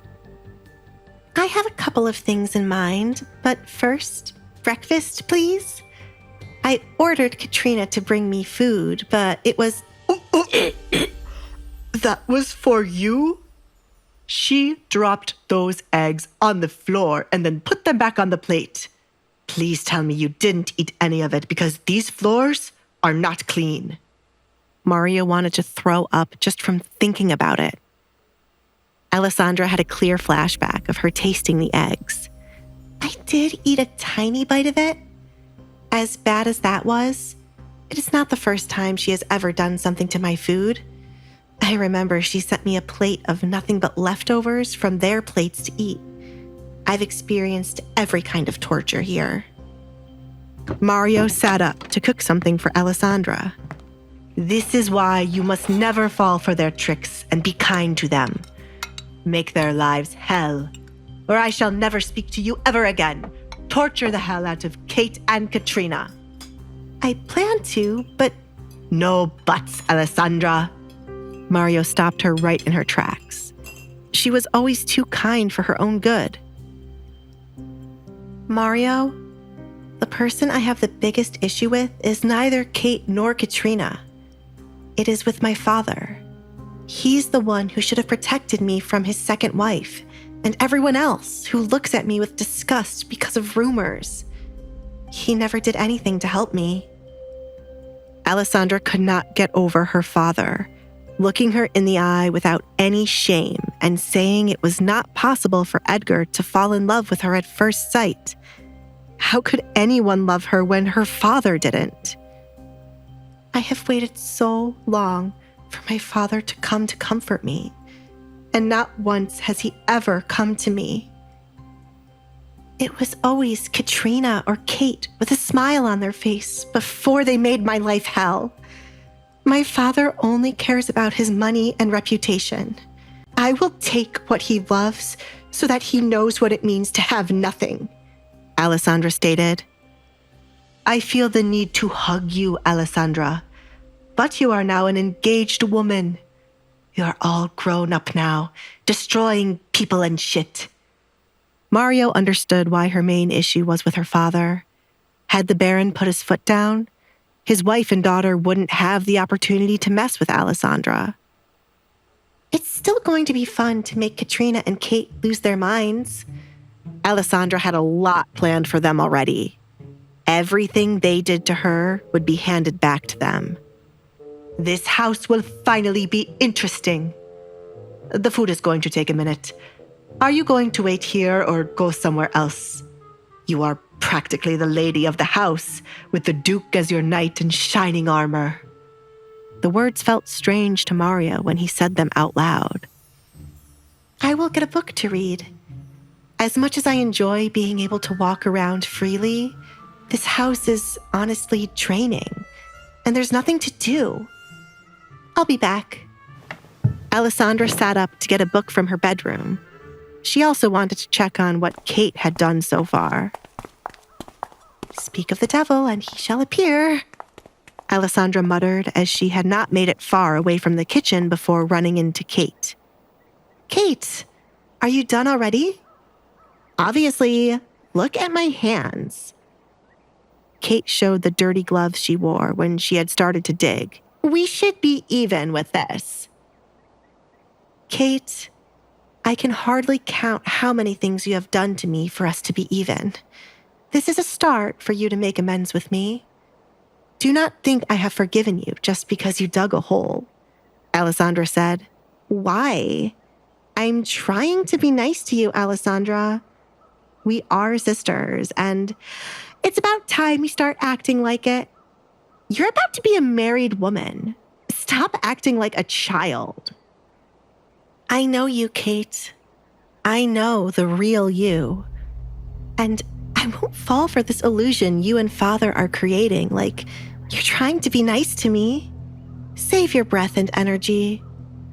Alessandra saw right through Kate the moment she apologized. I do not know what you're talking about. Why don't you go outside and see where your little dead animal is buried? It was more fun than I expected. Kate grinned, tempted to tell Alessandra what she had done. Excuse me, I have to go back to my room to clean up. You should really clean your bedroom, Alessandra. It stinks.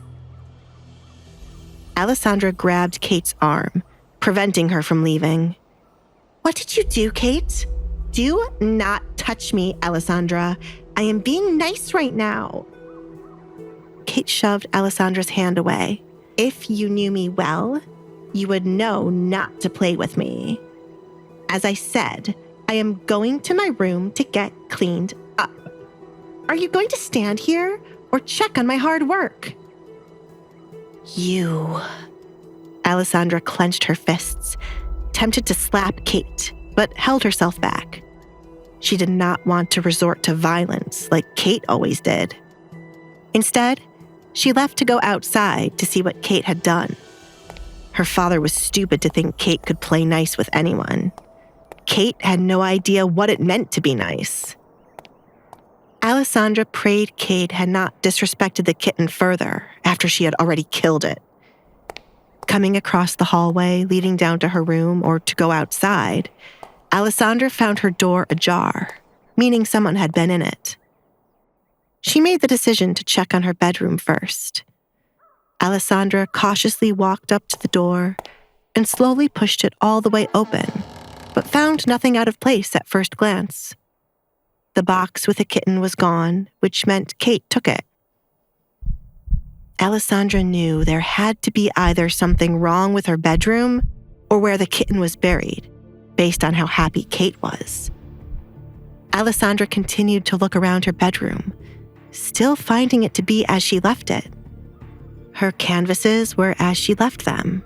Her bed still looked made up, her books were neat, and the only scent in the room was due to the kitten. Did she rip up my clothes again? Alessandra went up to the closet and opened it to see if Kate had destroyed her clothes again. No.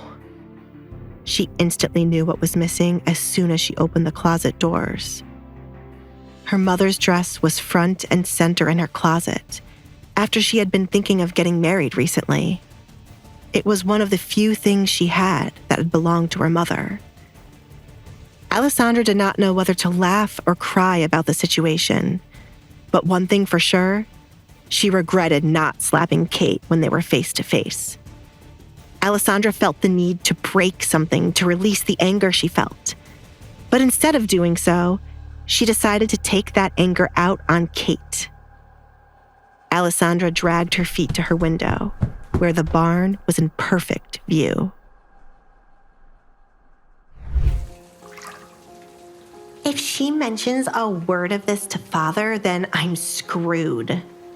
Kate only now realized the gravity of her actions, as she was alone in her bathroom, sitting in a tub of water. Her father made it quite clear they had to be nice to Alessandra, but how could she simply allow Alessandra to boss her around? What's the point in being nice to Alessandra when he's going to make Edgar take me along in 2 days? Kate sighed, resting her head against the edge of the tub. They're going to gas up her head. We should make her remember her place. Kate didn't like how her family allowed Alessandra to walk around the home freely. She was meant to be hidden away in her room, or, better yet, in a cell. Alessandra had become the hideous daughter no one wanted to see, and it was meant to stay that way. All eyes were meant to be on Kate. Kate held out her fingers, looking at the 3 broken nails, thanks to her starting the hole Alessandra wanted. Her parents never asked her to do chores or do anything a servant should, but Alessandra ordered her to, and now her beautiful nails were ruined. I will not be kind to Alessandra. Kate made up her mind. She couldn't do that even if she tried her hardest.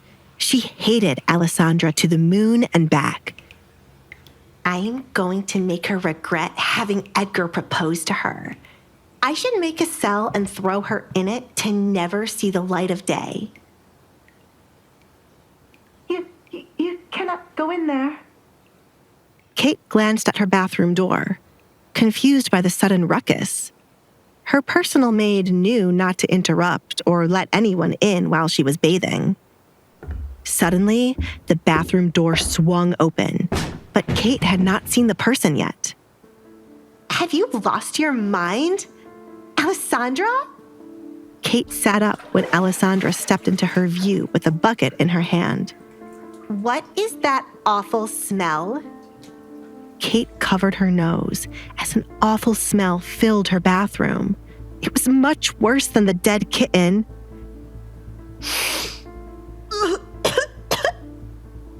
Kate, go and dig up my mother's dress right now, said Alessandra through gritted teeth. She was only giving Kate one chance to do the right thing. Are you crazy? Why would I dig up something covered in mud? Get the hell out of my room. Are you not aware of how much you stink? Kate couldn't bear the smell that followed Alessandra. Why the hell does it smell so familiar? You are full of shit, Kate. Alessandra threw the contents in the bucket she carried towards Kate in the tub. Kate's eyes were wide open as a brown substance flew towards her face and the surrounding area in the tub. What is... Kate trailed off as she saw something floating in the tub, changing the water from crystal clear to brown. If possible, Kate's eyes opened wider as she realized what Alessandra had thrown at her. She should have guessed the smell was none other than horse shit, but it had not registered in her mind earlier.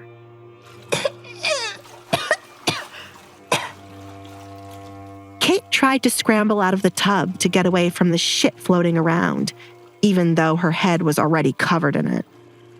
Unfortunately, as she stepped out of the tub, Kate slipped on shit and spilled water, falling to the floor in more of the horse shit which had not made its way into the tub. No.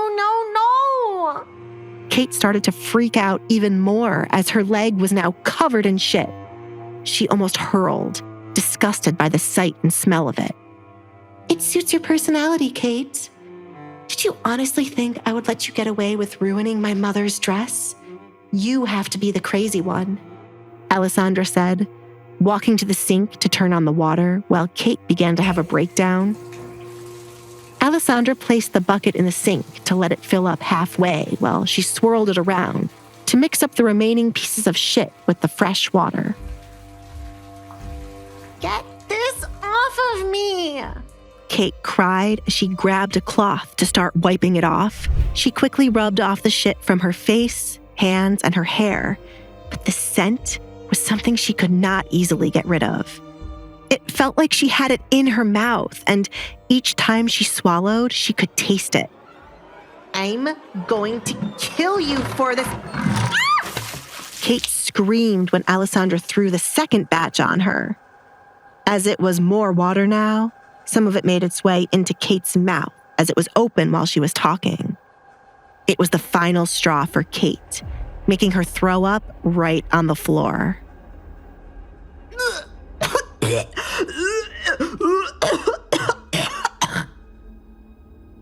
If you step 1 foot into the room, I will throw more on her. Alessandra glared at Kate's maid, Sally, who was trying to sneak her way in to help Kate.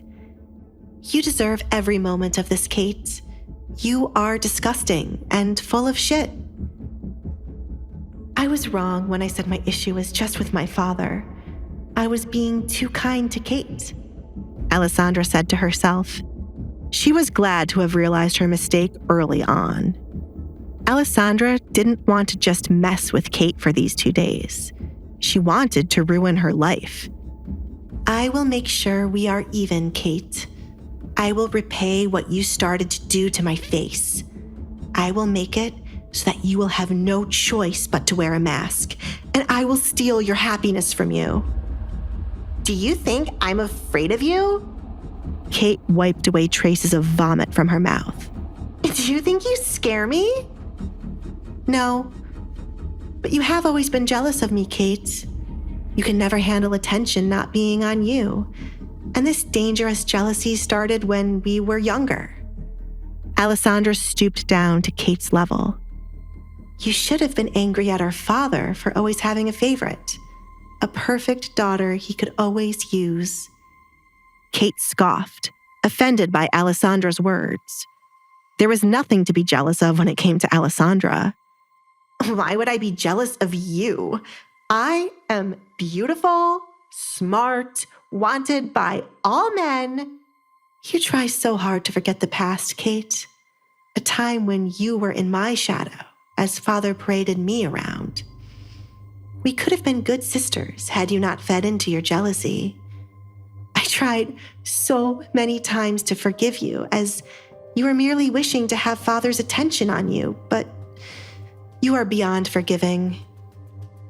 Do not look down on me. Kate lunged forward to pull the mask Alessandra wore from her face.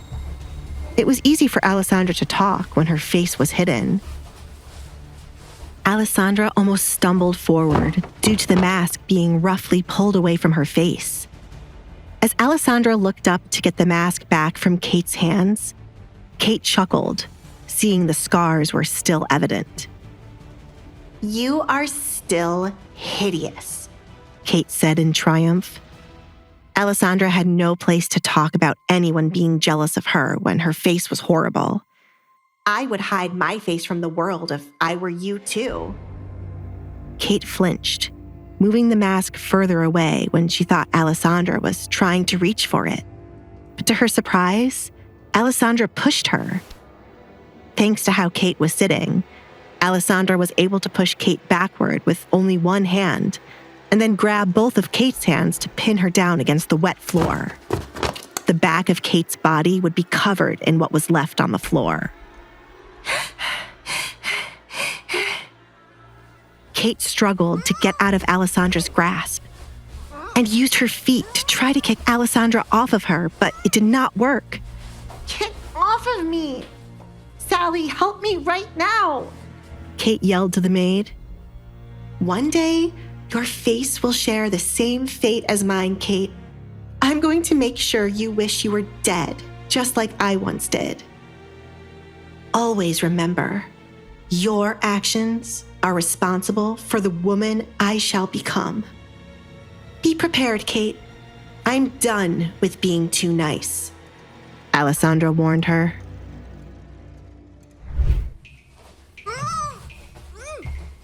Fear looks good on you, Kate. I want to see it again soon. Alessandra snatched back her mask from Kate, thanks to her being distracted. Alessandra released Kate's other hand as she was finished with what she had come for. She placed her mask back onto her face as she stood up, looking down at the pitiful state of Kate. You should bring more maids to help her get cleaned up. She's filthy, Alessandra told Sally, who stood by the door in shock. Sally had never once witnessed anyone bring this much shame to Kate. Kate was normally the ringleader, the one to embarrass others, but now she lay naked in shit. It was a good sight to her, and for once in her time working here, she liked Alessandra. Alessandra did what no other person could when it came to Kate. Hello? Alessandra waved her hand to get Sally's attention. It was evident the maid was enjoying this, But if she wanted to keep her job, she should move quickly to help Kate right now. I am going to tell my mother and father of this. Kate sat up, fuming with rage. Never in her life had she been so embarrassed like this. A baron's daughter was not meant to be treated like this. Not by someone like Alessandra. Not even by the king himself. Please do. But you seem to forget one important detail. Father can do nothing while I am to wed the Duke. He'll simply say you deserved it and laugh it off while your mother bites her tongue. Do you really want to waste your breath? I've been in your position too many times, and it's better to just shut up. If Edgar calls this marriage off, then you're dead. Do you not realize that? Be careful with what you do now, Alessandra. Men change their minds so easily when a better option comes along, and then you'll be trapped with us again. Kate could hardly wait for it to happen. She'll get rid of the confidence Alessandra was starting to have and make her timider than she was before. I know how easy men can change their minds, Kate. I've heard of your suitors marrying your friends instead. Goodbye. Alessandra proceeded to leave the bathroom. The stench was starting to become overbearing, and it would no longer be a good day if she spent too much time with Kate. Just in case Kate was stupid enough to retaliate again, Alessandra knew it was best to return to her room to pack up and hide everything that was valuable to her. My lady. My lady? Kate glared at Sally. A personal maid wasn't useful if they were only going to stand to the side while someone threw literal shit at their master. You are fired. Send someone else to do your job right now. She threw the dirty cloth she wiped her body with at Sally. How many people are they going to fire? Alessandra muttered as she exited Kate's bedroom. The house is already empty. The cooks act as servers. The gardener acts as the coachman. And next you know, we'll have a cow thinking it also has to be a horse. Alessandra didn't know what her father could be doing with his money for the house to be in such a state. The amount of money he spent on the party would have been enough to turn things around. He did all of that expecting the Duke would find interest in Kate, but it did not work. Why couldn't they have taken Kate to a place the Duke frequents, instead of spending so much money? Alessandra shook her head. They were depending on Kate's marriage to turn their situation back around, but the best person to do that was now marrying Alessandra. Unless Kate has a flash marriage, I will be the one to save this house. But the Duke does not care for my father to give him a large sum of money. Alessandra thought to herself. I don't want to ask the Duke for any money either. It's best to let my father drown himself with what he created, Alessandra whispered. Still, Kate's marriage could save them. Alessandra didn't know what to do as of yet. It had not been long since her engagement to Edgar.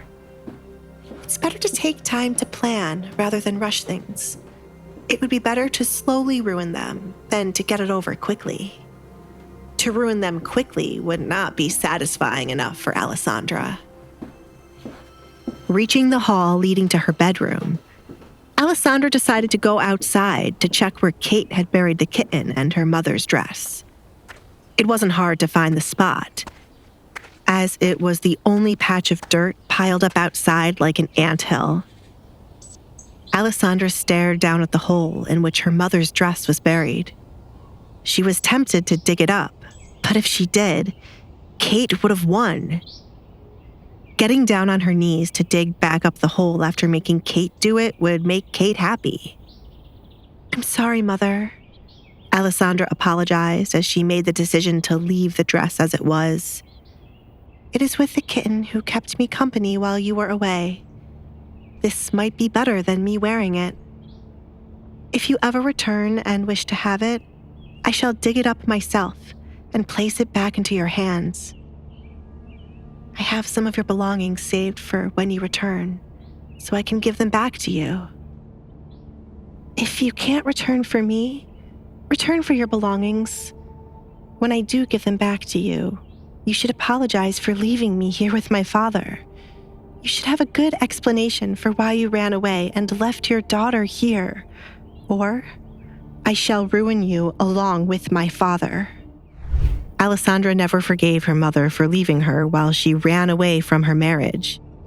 Still, Alessandra sat patiently, waiting for her mother to remember the daughter she left behind and to come back for her.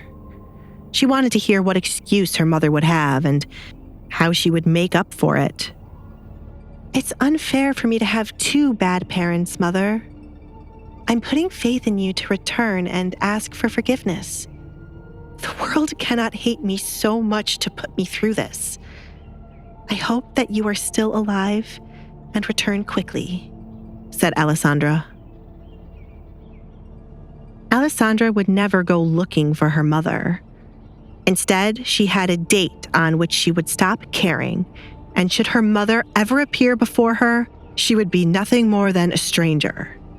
Then, she would truly believe the world hated her enough to curse her with this life.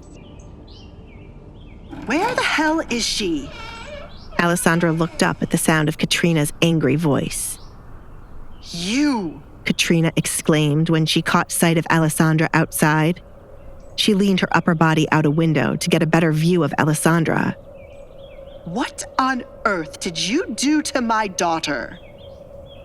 I threw her personality onto her, Alessandra bluntly replied. Do you wish for me to do the same to you, Mother? I told you never to call me Mother, you evil girl. You have to be out of your mind to throw shit on Kate. Has your jealousy not gone far enough? Katrina questioned. Her anger increased the more she looked at Alessandra. Katrina was bewildered to hear of what Alessandra did to Kate and how no one stopped her. Alessandra was always intrigued by everyone thinking she was jealous of Kate. When had she ever shown them that she was jealous? I have never been jealous of Kate. It has always been the other way around. Katrina chuckled, finding Alessandra to be funny. Kate? Jealous of you? Such a thing as... Isn't that why you hated me too? Kate was never the center of attention when I was around, and you could not stand the daughter of your husband's first wife outshining your child. I can see where Kate gets her denial from. Funny, I thought it was from my father, said Alessandra, as she for so long believed it came from her father's side of the family. Are you crazy? How many times am I going to be asked this? It is annoying, Alessandra muttered, tired of the repeated question. My answer is yes, so that you can stop asking me. I must be crazy for the crap I put up for so long. You... Katrina trailed off, unsure of who was standing before her. Alessandra was never like this. She was never one to talk back and quietly did as she was told. You are only acting like this because of your engagement. Obviously, but you have no room to talk when you have done the same thing. You act all high and mighty because you are a baron's wife.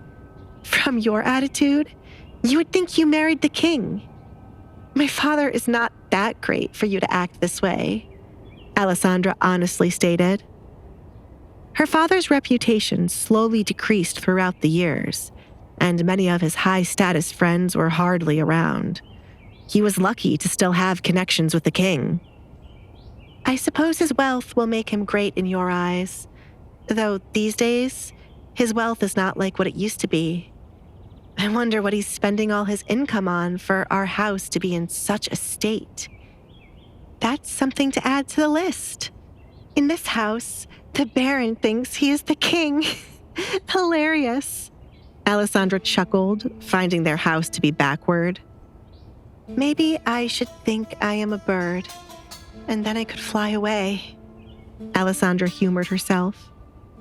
There's nothing wrong with your father's finances. Look at the amount of land the king has placed in his name. Look at how wonderful our farm is, how grand the inside of our home is. Your father has enough wealth to live like a king if he wishes to. You truly complete my father. Alessandra viewed Katrina as idiotic as her father. The money must have been drained away to make Katrina and Kate live like royalty, too. Her father married a wife he could not afford to keep for all these years, and then they made a daughter who was no different from the mother. You must be punished for what you did to Kate. Alessandra looked away from a delusional Katrina. Why? I was punishing her for burying my mother's dress when she was only supposed to bury the kitten. Katrina did not care about the awful dress. Still, I'm tired of you talking so much, Katrina. You agitate me. What on earth have you become? Do you really think you can be this way because Edgar threatened your father? I will not allow my daughter to be embarrassed by the likes of you. Stay there. Katrina ordered Alessandra while she would make her way outside. I'm not a dog. Alessandra started to leave, not wanting to hear what else Katrina had to say. Is this really their way of trying to be nice to me? They couldn't last one day. Alessandra, do not run away from me, Katrina yelled as she arrived outside, only to find Alessandra leaving. Are your eyes not working? I'm not running away. I am gracefully walking away. Mother? Alessandra would keep using the word mother as long as it annoyed Katrina. In the past, it was the only thing she could do as revenge for Katrina. Stop right there. Katrina picked up both sides of her dress to run after Alessandra. Alessandra was highly amused when she looked back to find Katrina was chasing after her. It was quite the sight, as it was odd for Katrina to be running around. Wow, was the only thing she could say. Alessandra! Katrina grabbed onto Alessandra's shoulder to stop her from hurrying away. I told you to stay right there. Alessandra smacked Katrina's hand away from harshly gripping her shoulder. Do not touch me, Katrina. Kate had what was coming for her for messing with my mother's dress. If anyone was to ruin that dress, it would have been me. Instead of always trying to punish me, you should spend more time teaching your daughter manners before she ends up old and alone. The Duke won't always be guarding you, Alessandra. Men change their minds so easily. So, Kate learned that from you. Why am I not surprised? Since that is what the two of you believe. I shall hold on to him forever, Katrina. I said... Alessandra caught Katrina's hand when it was raised to slap her. Do not touch me. I am tired of being your punching bag, she screamed, tiredness of her torture evident in her voice. Alessandra gripped Katrina's hand, pushing it back until Katrina winced from the pain. Since you came here, I have tried to have nothing but positive thoughts. Do you know how hard it is to not fall into the deep end and let my negative thoughts consume me? Even when the Duke's sword is pointed at your necks, you are still determined to hurt me. Are you determined to make me become a madwoman? Do not keep pushing me. If those thoughts truly consume me, I might end up killing all of you. Even now, when the voice in my head is telling me to just end you, I'm trying to hold on. Alessandra was alone for such a long time that she had no one to talk to but herself. The person she created in her head was meant to be a friend to keep her happy. But as Kate and Katrina's torture increased, the voice in her head changed to telling her cruel things. Befriending Mario and the kitten had saved her. but the voice always lingered in her head. There was nothing she could do to escape what she had created, and her newfound anger toward her family was not helping. "Leave me alone."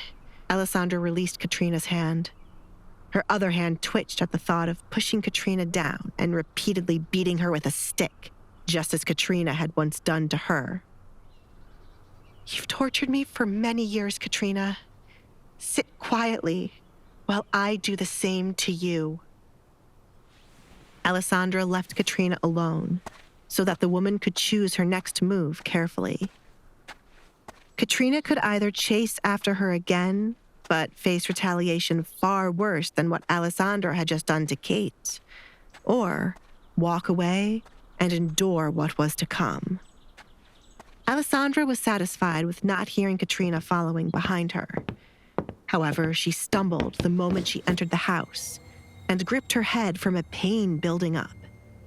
She did not know how to handle all the angry and negative thoughts she had kept at bay for many years, suddenly flooding her head. It was foreign to her as she tried to keep a positive outlook on her life, but she had strayed far away from it today. "I will not lose myself," she promised. Time quickly passed in the Baron's home, much to everyone's delight. For Alessandra, it meant she was closer to leaving her childhood home to live with the Duke. For Kate, it meant she would be going to live with Edgar, a surprise Alessandra was not expecting. Katrina was counting down the hours for when she would be rid of Alessandra, even if it meant she was going to live with Edgar. Desmond, on the other hand, couldn't wait for Kate to seduce Edgar and get married to him instead of Alessandra. He was praying she would get pregnant after one night with Edgar. It soon became time for dinner, and with the new changes to the house, Alessandra arrived at the dinner table. She could not remember the last time she came into the dining room to eat dinner with her family. It was always in her room alone, with nothing but the noise from the farm. Alessandra already knew which chair at the table she wanted to sit in as she neared the table. It was the one her mother used to sit in each time they had dinner.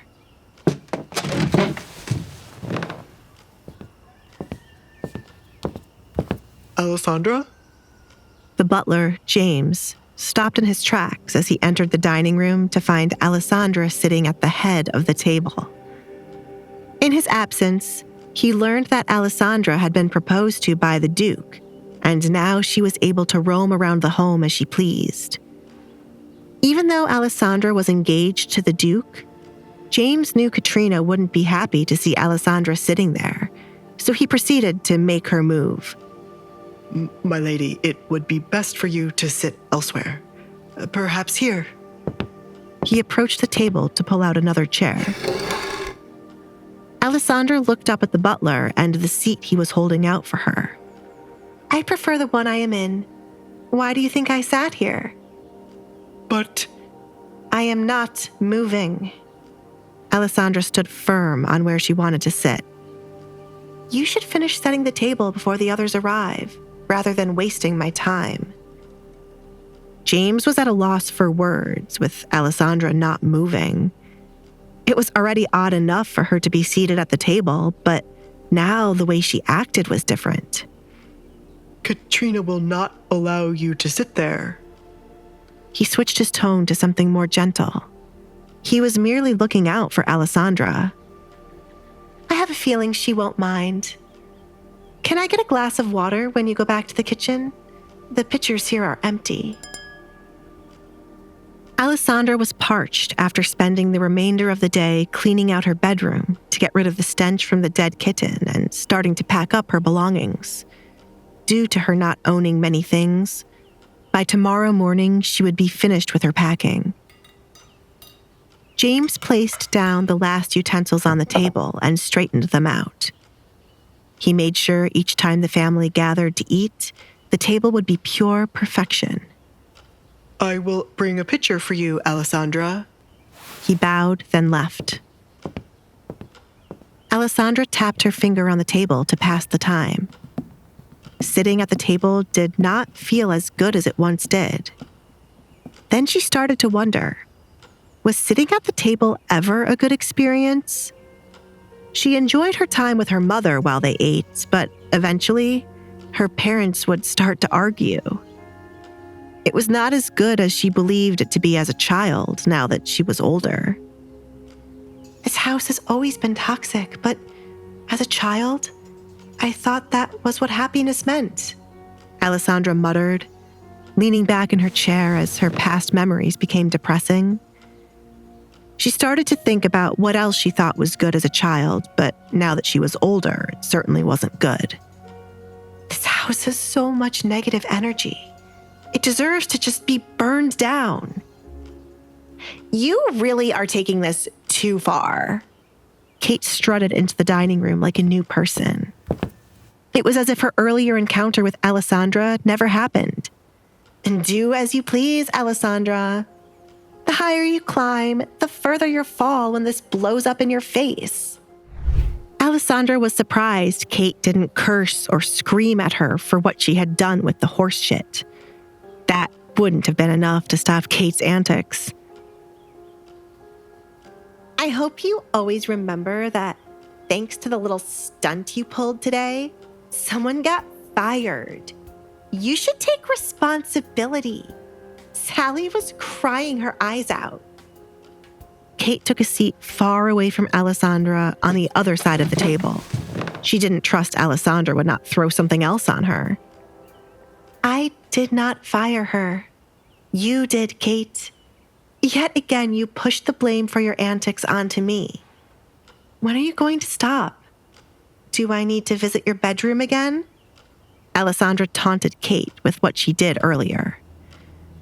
Luckily, the horses shit every day. I will never forgive what you did. I didn't do it with the expectation you would forgive me. I thought it was obvious I wanted the opposite. The only person here to forgive anyone in this home is me. But you are all lost souls. I shall never forgive any of you, Alessandra said. Are you going to live the rest of your life holding on to the things we did to you? At some point, you have to let it go, or it becomes pathetic. Kate found Alessandra to be nothing more than pitiful. No, I will not spend the rest of my life thinking about any of you. I don't think you'll be around for that long, and I shall be living with the Duke. I'm afraid you will spend more time thinking about me, Kate. I hope I haunt you. Kate placed her hands on the table, interlocking her fingers as she leaned forward in Alessandra's direction. Keep up this confidence, Alessandra. When it crumbles, I'll be there to watch. When this is over, I'll really make your life a living hell. You'll hate me more when that time comes. I have never hated you, Kate. I will admit I have feared you and you have angered me, but I pity you more than anything. Many times I placed myself in your shoes. That does not mean I like you, but I don't hate you. It took me a long time to realize that it has always been pity I felt towards you. Do not look down on me. Kate smacked her hands against the table. She was above Alessandra, so why did she keep trying to look down on her? This is not me looking down on you, Kate. That is me knowing that thanks to our father not giving you the attention you sought, the jealousy you felt created the monster you are now. You are the reason I shall never give in to my bad thoughts. I never want to be like you, Kate, Alessandra stated, glad she held on to who she was. Says the person who threw shit on me. Yes, you're really a saint. How could I forget that? I am not jealous of you, and I have never been in the past. I don't know what delusional memory you have of your childhood, but I suggest you get rid of it right away. It's making me pity you, Kate said as she wanted to be the one looking down on Alessandra. Alessandra had no issue with Kate pitying her, as she did not care about what Kate felt towards her. That is fine. I can't believe Edgar made the decision to propose to you. Ugh, what an idiot. James, please bring me one of my father's best wines. Kate rubbed her temple to calm her nerves. She spent so much time trying to understand Edgar, but failed. He's an idiot because he didn't pick you? Kate, you really are beautiful, but your heart and soul need to be worked on. Alessandra viewed Kate as one of the most beautiful people she'd ever laid eyes on. But Kate's personality was horrible. It was why she had such a hard time keeping a suitor. They all left as soon as they saw past her beauty. You! What is this I hear about my wine? Desmond questioned as he entered the dining room with Katrina by his side. Alessandra, why are you sitting there? In Desmond's eyes, Alessandra had positioned herself at the table as if she were the lady of the house.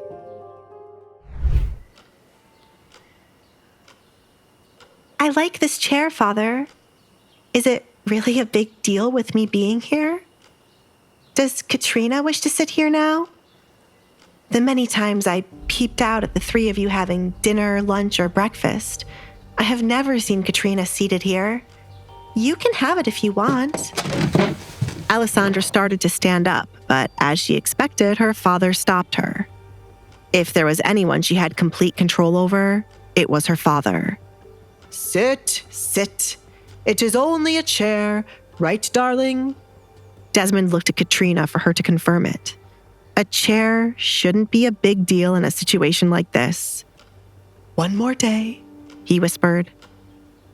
It is not a big deal. You can remain there, Alessandra. It pained Katrina for these words to leave her mouth. But after Desmond ignored what she told him about Kate and Alessandra, she felt useless. Her husband did not care how much their daughter was embarrassed and only saw the money he could get from Edgar in the future. Katrina was on the fence about Kate sleeping with Edgar to guarantee she would wed him, but now she was fully on board. Kate was right to steal whatever happiness Alessandra thought she owned. Katrina truly believed Alessandra was a psycho after their conversation today, and planned to send her off to a place with others like her.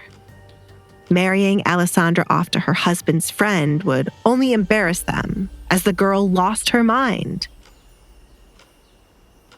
Kate gripped her dress, angered by her mother allowing Alessandra to do as she pleased. Kate had no manners when it came to respecting her elders. She was also annoyed her father had not paid any visit to her after learning what Alessandra had done. Your water? James returned to the table, placing the pitcher of water Alessandra requested right in front of her. He was surprised to witness nothing had been done for where she sat. Where is the wine, James? It is not right for you to only serve one person. Kate glared at the butler. I ordered you to bring me wine, but you brought her water? Alessandra, you have become the lady of this house. Congratulations. Alessandra ignored Kate, picking up the pitcher to pour herself a glass of water. Kate would be a perfect fit for working in the court, as she enjoyed talking about a lot of nonsense. Kate! Desmond shushed her as he sat down at the other end of the table with Kate to his left and Katrina to his right. Unlike what he said earlier, it was not just a chair. He was meant to sit at the head of the table. What? Alessandra does not care about what I said. What did I even say wrong? Look at her. She looks more like the lady of the house than my mother. She's finally getting to do everything she ever dreamed of. Poor little Alessandra. Ow! Kate groaned as the table shook. Kate glared at her father for kicking her under the table. Why was he still holding on to the ridiculous idea of being nice to Alessandra? Alessandra, how was your day? Desmond asked in an attempt to change the topic. You shouldn't have stopped her. Alessandra sighed as she placed her almost empty glass of water to the side. I am not going to be comfortable with Kate pretending to be nice when I know what she's really like. I am also not comfortable with you suddenly caring about my day, Father. I would prefer if everyone just shut up. For once in my life, I agree with her. I can't pretend to be nice to her even if someone were to pay me. We should just continue as we have always been. Or you should be the only one nice to her, Father. If anything, it's your love she wants the most. She grew up with parents who didn't love her, said Kate. Alessandra's life was just a big puddle of sadness. This was what she claimed someone was jealous of? Kate covered her mouth with her hand as she snickered to avoid being kicked by her father again. I have never hated Alessandra. How could a father hate his child? You know that I love you, right, Alessandra? Desmond smiled, truly believing his words. If he did not love her, why else would she still be living with him when girls her age had already married and started their own families? I know you love me, Alessandra replied, watching as her father's smile widened. From what I viewed love to be as a child, you do love me. From the way you ignore me, look at me with disgust whenever I show myself to your guests by accident, how you allow others to treat me, how you think the Duke could not have fallen in love with me, that is your love. It is how you were with my mother. I can only compare it to a mother's love, but it's not like that was much better. Mother ran away, leaving me here with you. I think I've only experienced the bad kinds of love, but it is still love, right? Ugh. Desmond didn't know how to respond to Alessandra's confession. He was certain he had treated her right by keeping her with him after all these years. Any other person would have gotten rid of her. I have kept you sheltered here for many years. That is your duty as a father. You are meant to protect your child. Father, after the incident, you were the first one to look at me with disgust. It was you who wanted to hide me away and fed into the rumors of me being cursed, even though you knew the truth. I am sheltered here not to be protected, but for your friends to not see me, Alessandra replied. Keeping her here was not a grand favor when she wanted nothing more than to run away and live somewhere else. Did he really think she liked being here to be tortured by his wife and daughter? If only he had stopped the rumors in the early, or at least stopped what happened to her face, then she would have long left this home and probably be married to someone by now.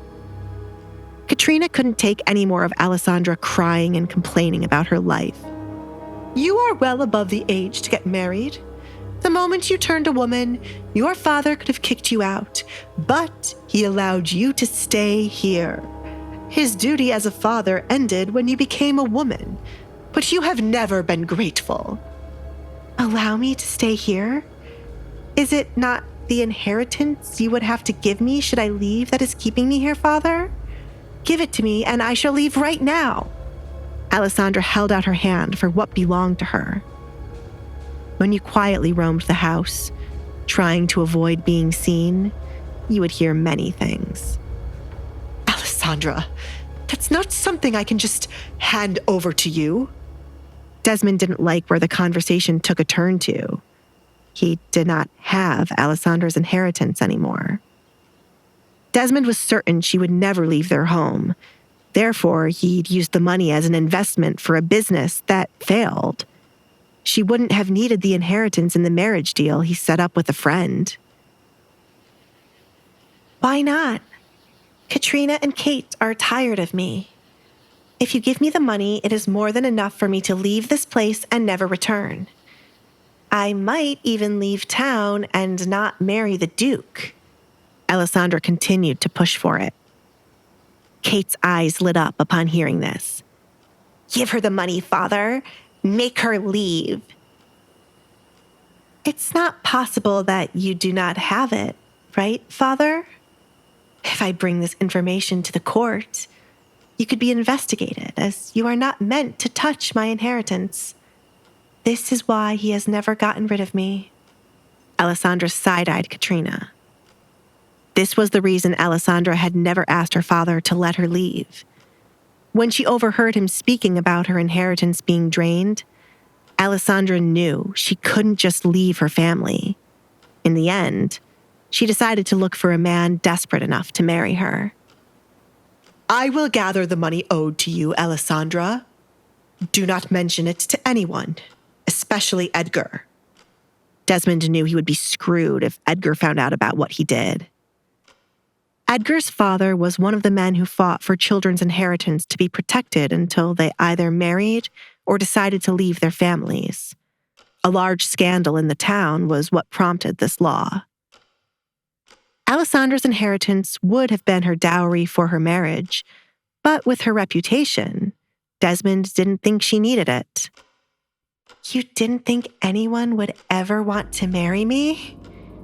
Alessandra didn't have to read his mind to know that was what he was thinking. I will keep my mouth shut. However, you should refrain from ever saying you were nice enough to shelter me here for so long. Understood? Yes. Desmond had to clear his throat after stuttering. For a moment, he feared the way Alessandra spoke to him. How did she know about the inheritance being gone? Alessandra held a card that could ruin him should she tell the court about this.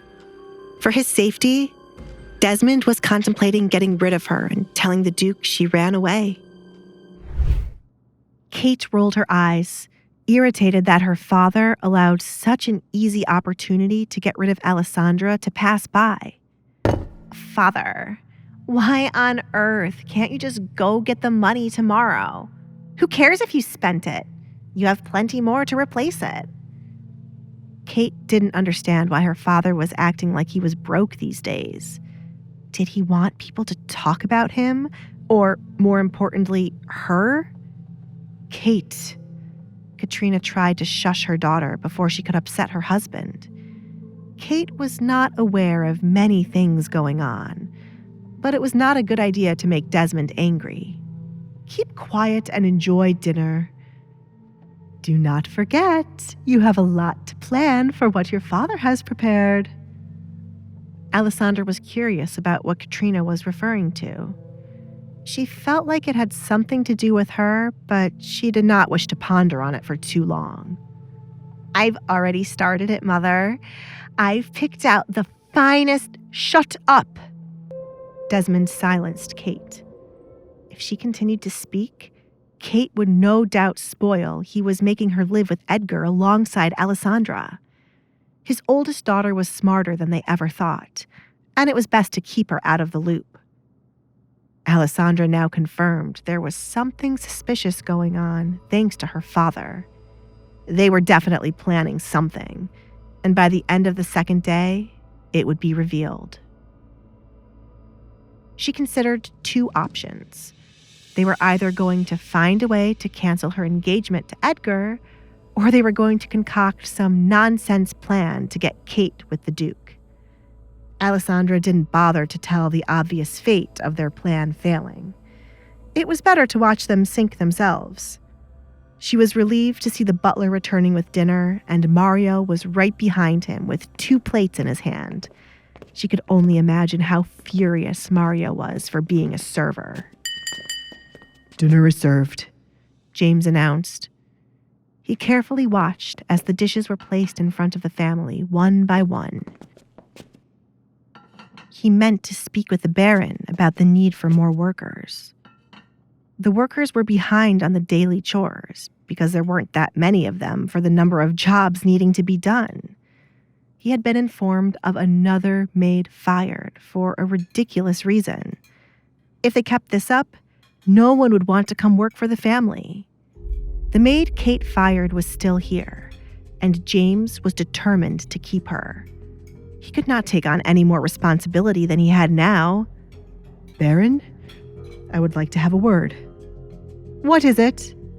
Desmond cut into his meat, refusing to look at James. Talk quickly, James. You know how I dislike servants talking to me at the table. Have you forgotten your place? James was offended by the way he was spoken to, but brushed it off. As a butler and a man of low status, he was used to this treatment. A maid was fired today by the young lady Kate. There is a lot of work to be done around the house, and until a replacement has been hired... You fired someone, Kate? Desmond ignored the rest of what James had to say. He did not give Kate permission to be firing anyone as she pleased. Have you lost your mind? There goes their favorite phrase, Alessandra thought as she quietly ate her food. She was disappointed there was nothing special about eating at the table. Her bedroom would be much better than this. The fool just stood there while Alessandra threw shit on me. What's the point in having a personal maid who does not aid me? I told you and my mother that she was not right for the job. Thank goodness I fired her before she embarrassed me in front of my friends. Kate was angered just from imagining how Sally stood by the door. Desmond pinched the bridge of his nose. He wondered when he went wrong with Kate. Kate. She is the daughter of a fallen household. She is the perfect person to be your personal maid, as she has had enough education before her family was doomed. Desmond intentionally left it being cheaper to hire Sally than others. The girl was desperate to provide for her family, which was used to riches. Kate wasn't aware of Sally's background. Even better. I don't know how she could show her face after her family has lost their wealth. She should have learned from Alessandra and hid her face. I don't want someone who fell from grace beside me, she chuckled. I wasn't aware that was the type of background the girl had, Katrina said to Desmond. She agreed with Kate now that she knew this. How many things does he hide from me? She wondered. Desmond's usefulness was running out the more secrets he kept from Katrina. The love she forced herself to have for him was slowly disappearing now that his wealth wasn't that grand. There was no reason for her to continue having a husband. The girl stays. James, inform her of it right away, Desmond told the butler. He was not going to allow Katrina nor Kate to change his mind. This was practically Kate's 100th personal maid, and he was not going to let this one slip by. Father! Kate whined. She looked to her mother for help, but her mother shook her head. Very well. I shall make her quit. Kate had many ways of getting rid of someone she did not like. If Sally wanted to stay, she would have to endure what Kate sent her way. I'll take her. All three heads turned to Alessandra, now remembering there was a fourth person at the table. Alessandra was in need of a maid, someone to report to her what was being said by the workers and family members when she was not around. I am in need of a personal maid. I shouldn't wait for Edgar to provide me with one. Not my maid, Kate disagreed as if she had not been the one to fire Sally in the first place. You are in need of a maid. Desmond now realized this fact. Father! Kate could not believe her ears. A moment ago, he was forcing her to keep the maid, and now he was handing her off to Alessandra. I want her! You cannot give Alessandra what is mine. Can I have the girl or not? Alessandra didn't want to prolong knowing if she would be given Sally as her personal maid. As a lesson for Kate, Desmond decided to go against what she wanted. James, tell the girl she is now Alessandra's maid. Yes, sir. James bowed, then went off to find the girl crying her eyes out over the loss of her job. Kate pushed her chair back, creating a skin-crawling sound at the wood chair screeching against the floor. I have nothing to say to you. Kate walked away from the table, preferring to be alone before she said something to her father she would regret. Katrina, teach that girl some manners, said Desmond. Katrina gripped her fork as she heard the faint sound of Alessandra laughing. Not too long ago, Alessandra told her to teach Kate manners. For her husband to do the same was embarrassing. Katrina refused to say anything to fuel Alessandra's growing ego. Baron, a message has arrived for you. James hurried back to the table. The Baron had warned him many times to alert him right away when this person tried contacting him. No more interruptions, James, Desmond said as he took an envelope from James. His eyes went wide, and his skin turned pale once he saw the name written across the back of the envelope. The message came from none other than William Lancaster, the man who wanted Alessandra. James, prepare the carriage for my departure. Desmond quickly shoved the note back into the envelope after he read the contents. William was summoning him to talk about Alessandra once again. Carriage? Who is the letter from? Why are you going to someone at a time when you are meant to be eating dinner? Desmond! Katrina's words fell on deaf ears as Desmond stood up to leave. This is more important than dinner. Take care of the house while I'm away. Desmond left the table in a hurry to get to William. Katrina sighed, looking at the food Desmond barely touched on his plate. Kate had left the table, and now her husband, too. She enjoyed having dinner with the two of them, but now it was returned. Katrina glared at the person responsible for dinner being ruined.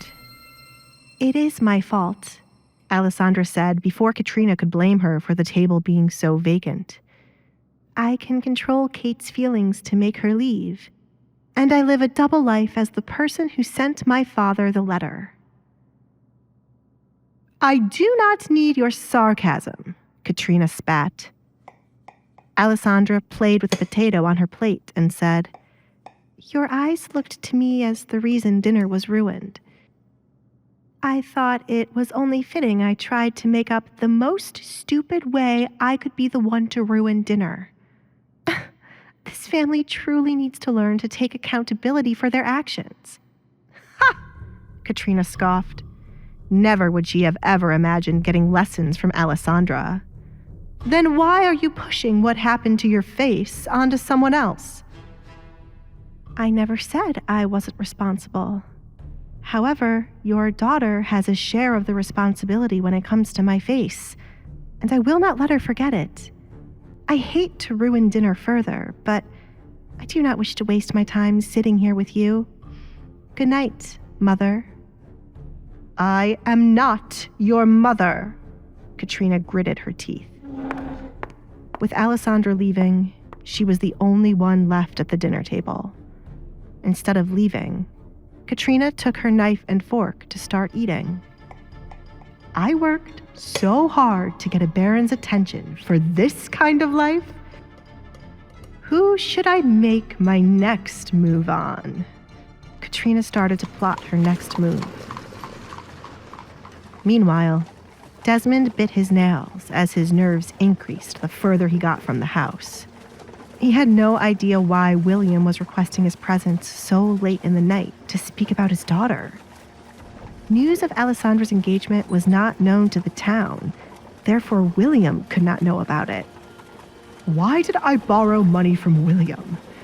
If I ever find the man who scammed me, I swear I'll kill him on the spot. How dare anyone try to scam me? Desmond was angered by the memory of a man who promised to triple his wealth if he invested a large sum of money into a couple of businesses. The man was nowhere to be found once he received the money, and no matter who Desmond asked about him, each person claimed to not know anyone with the name or description. And the man was right not to show his face in the town, or he would be killed for what he had done. Why has the carriage stopped? Desmond asked when the carriage suddenly came to a halt. Looking out the window, he knew he was not at William's house as yet. Baron, a voice called, sending shivers down Desmond's body. Why is he here? Desmond muttered. William has sent me to escort you in one of his carriages. You should feel honored, you sly dog. The right door opened to reveal one of William's henchmen. There is nothing wrong with my carriage, Rowan. Desmond glared at the man.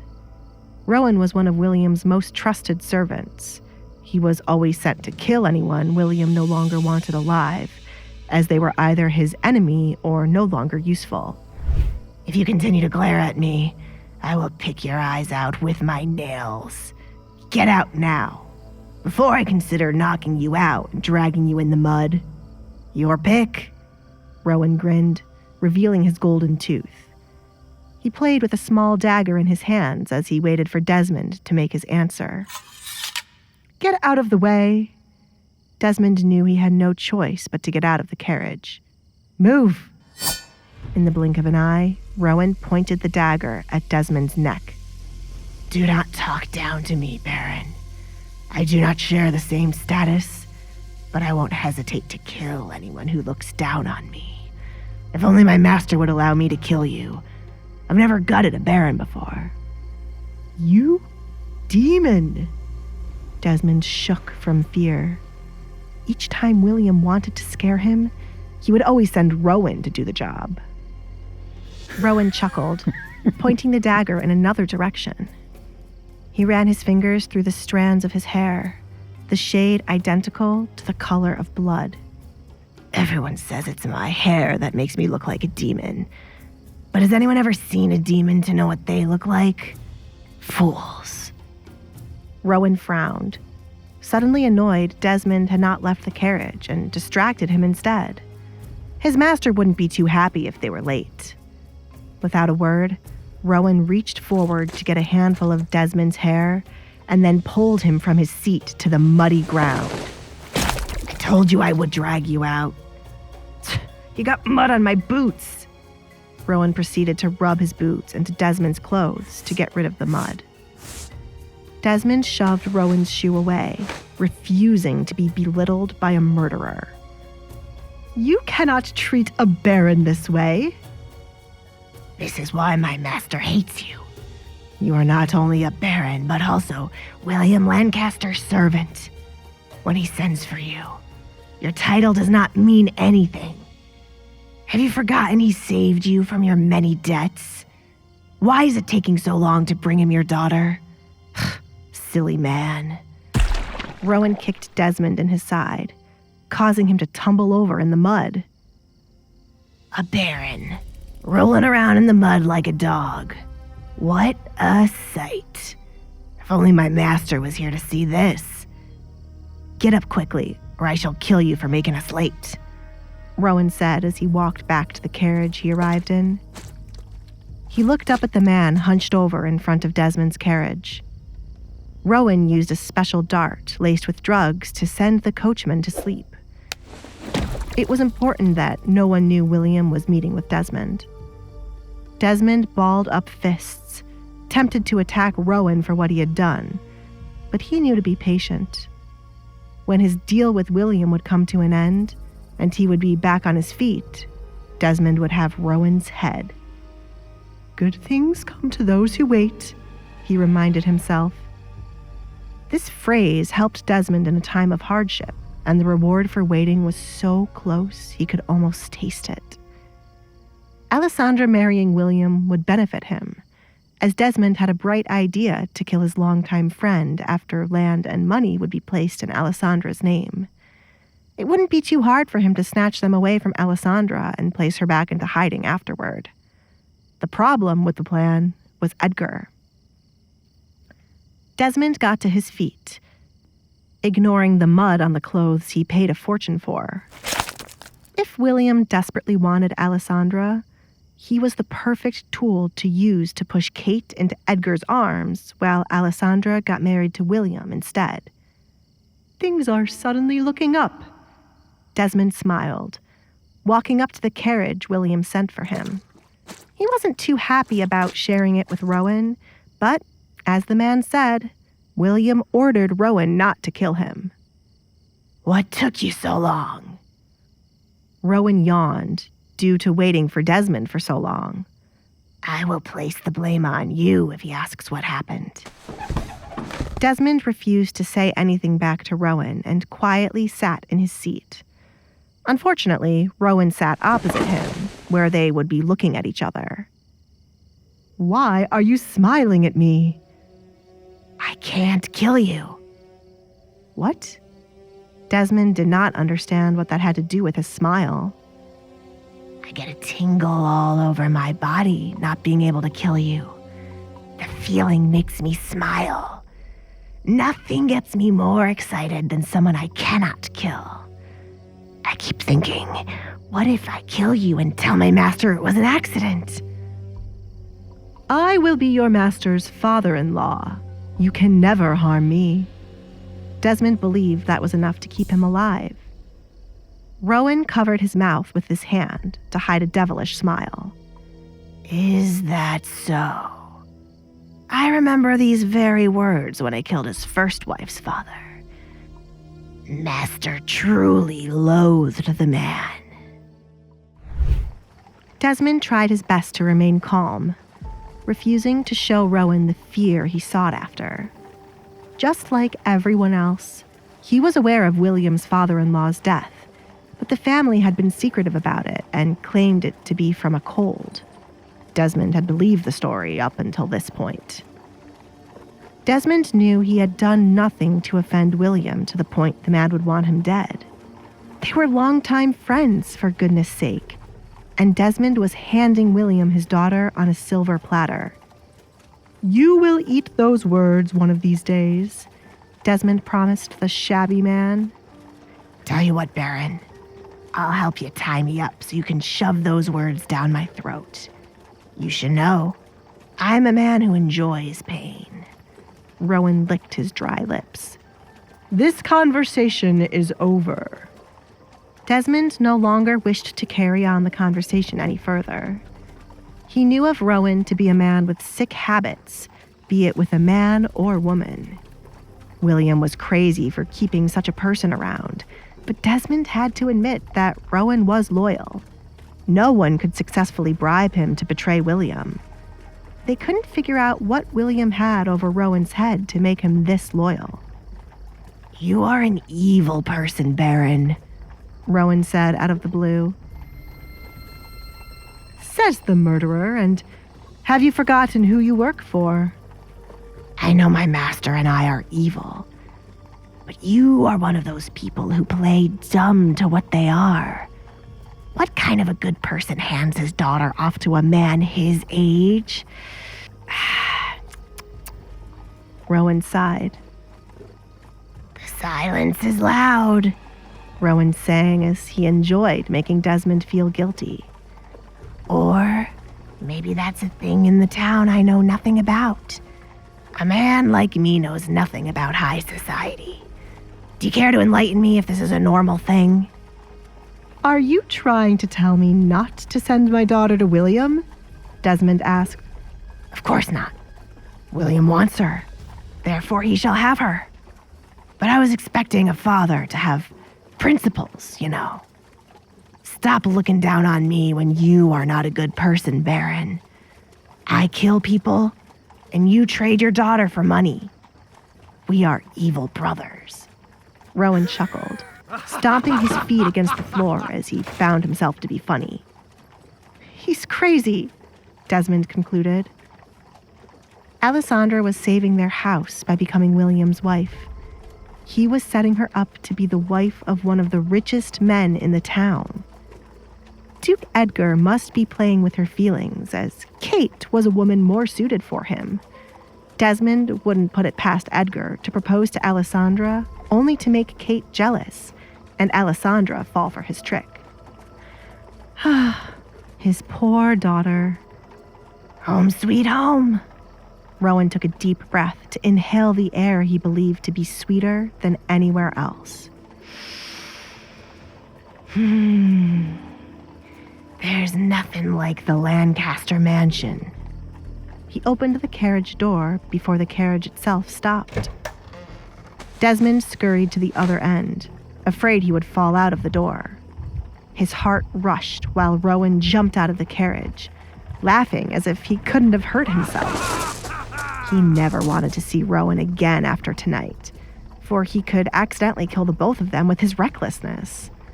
For the first time since he had left home, Desmond felt truly relieved when the carriage stopped.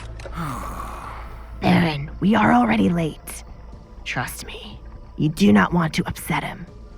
I am coming, Desmond said. He made a mental note to have the doctor visit him tomorrow to check on his heart. As Desmond exited the carriage, the gloomy atmosphere of William's mansion greeted him. It was no wonder Rowan liked the place so much. It was a place where you'd occasionally hear crows warning you to turn back. Desmond cautiously followed behind Rowan, regretting not listening to his wife telling him to stay and enjoy dinner. At least he would have eaten before William would find and kill him for not showing up. Desmond envied how grand William's house was as he entered. There was a time when he had more wealth than William, but William somehow came out on top after the years. Rowan and Desmond eventually came upon William sitting in a large chair, similar to a king's throne, at a dinner table with a woman to his side. I have brought the Baron to you, Master. Rowan announced their presence. Well done, old friend! William raised a glass filled with wine to Desmond. It's been so long since we had a chat.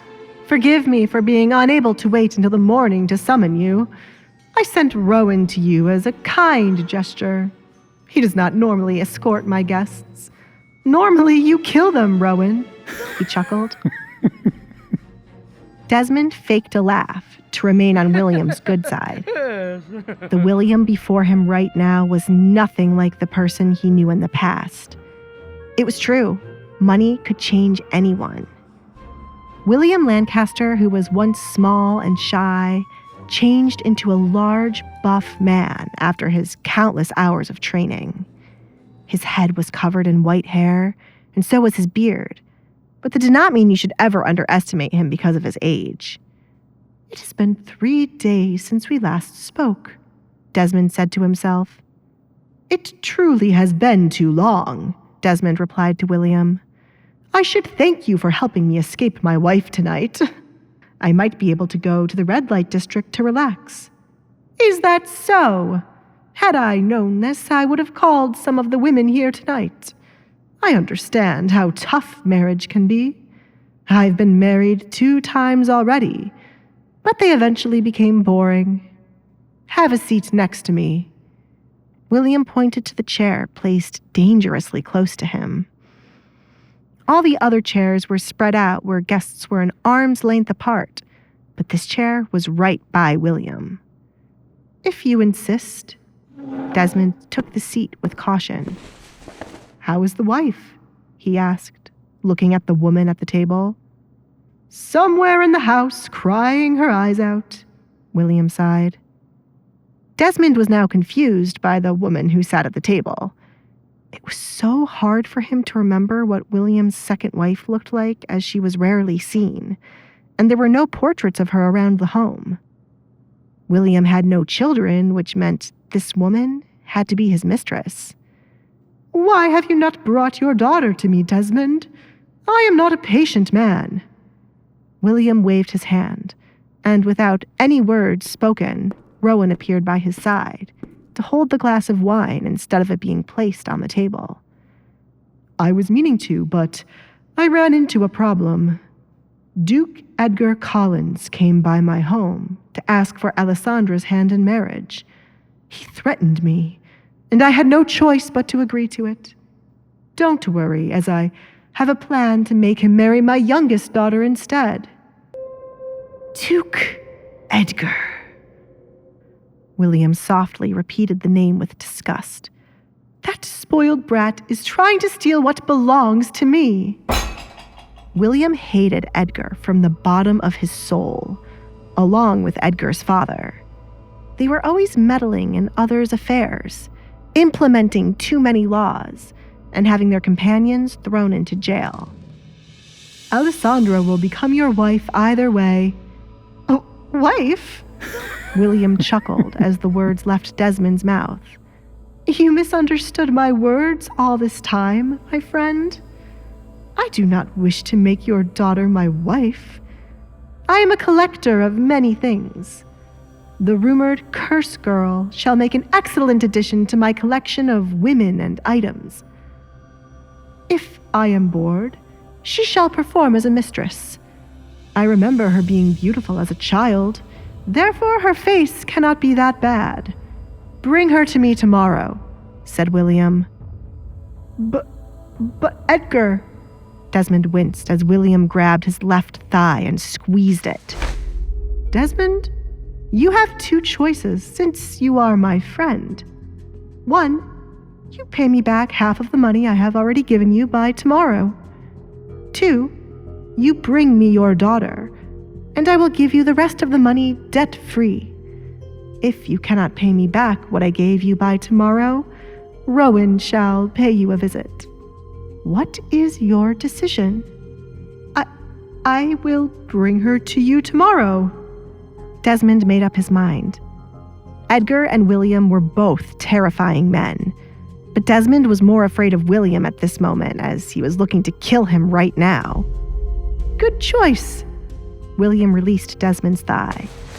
Stay and have some food, my good friend. Besides the Baron, everyone else has retired for the night. Once the kitchen is cleaned up, all of you may return to your quarters. We have a lot of work to do tomorrow. Run along. James clapped his hands, dismissing the servants he gathered in the kitchen. Every day we have a lot of work. Have you spoken to the Baron about getting more workers? At least one more maid and person to help out in the kitchen. Mario spoke up. He was tired of working 2 jobs, but only received 1. I have brought it up to the Baron, and it will be further discussed in the morning. The Baron will not want to hear of it when he returns. Let's wait and see how tomorrow goes. Sally? James called the previously fired maid. You are to be by Alessandra's door early in the morning. Is there no other work I can do instead of being her maid? I can... Stop right there.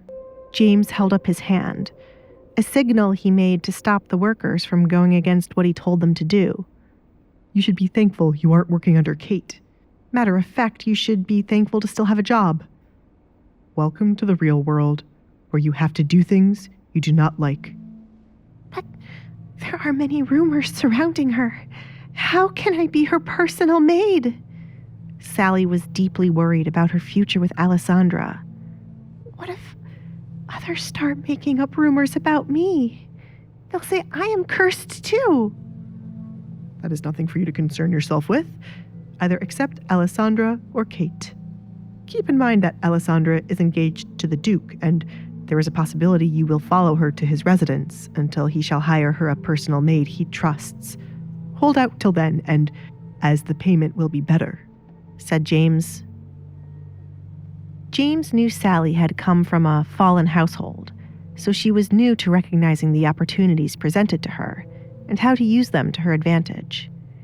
Alessandra was no longer just the Baron's daughter. She would soon become a duchess if she successfully married the Duke. It was a time to latch yourself onto Alessandra so you could follow her to the Duke's home. If he could, he would follow her in a heartbeat. But still... Sally trailed off, unsure if that was worth it. She already had many people talking about what happened to her family. If you fail to be by her door when morning comes, I shall have you working under Kate again. Keep in mind, Kate is not happy with you. You've worked under her for a year. Do you wish to go back to her? James knew this would persuade her. No, I'll be good with Alessandra in the morning, Sally replied. Good. James turned on his heel to retire now that he had checked off everything he needed to do before bed. Why is everyone here so draining? He rubbed his temples as he walked. I need to find another job first, or maybe I should just quit. James didn't care that the job wouldn't be a butler position. Anything was better than working for the Baron, as his talents were being wasted here. He was not appreciated and was overworked. In the corner of his eyes, as he was about to turn into the hallway leading to his bedroom, James thought he had seen a shadow move. But as he stared at where the shadow had been, no one seemed to be there. He blamed what he saw on how tired he was and continued to walk on. Why is my door open? James muttered as he found the door of his bedroom slightly opened, as if someone had been in it, and as they left, the door had not closed all the way. Did someone steal my money? Baroness? Hello, James. Katrina sat up from his bed. I have been waiting a long time for you to return. James didn't understand why Katrina would enter his bedroom this late into the night. He had never seen her visit the servants' quarters before. Is there something you are in need of? I shall fetch it right away, Baroness. Where has my husband run off to? I know you saw the name. I do not enjoy it when secrets are kept from me, James. I am a woman who must know everything. Give me the name, Katrina ordered him. James was a little fly around her husband, knowing many things she did not. James bowed his head, unable to give her an answer. The Baron made it clear he was not supposed to speak of his business to anyone, not even his own wife. You sure are loyal enough to my husband to keep your mouth shut. However, it won't do you any good to not be loyal to me. What do you think of me, James? Katrina asked, walking around the room slowly to inspect what James owned. You are a wonderful mother and wife, Baroness. Many have spoken of your beauty.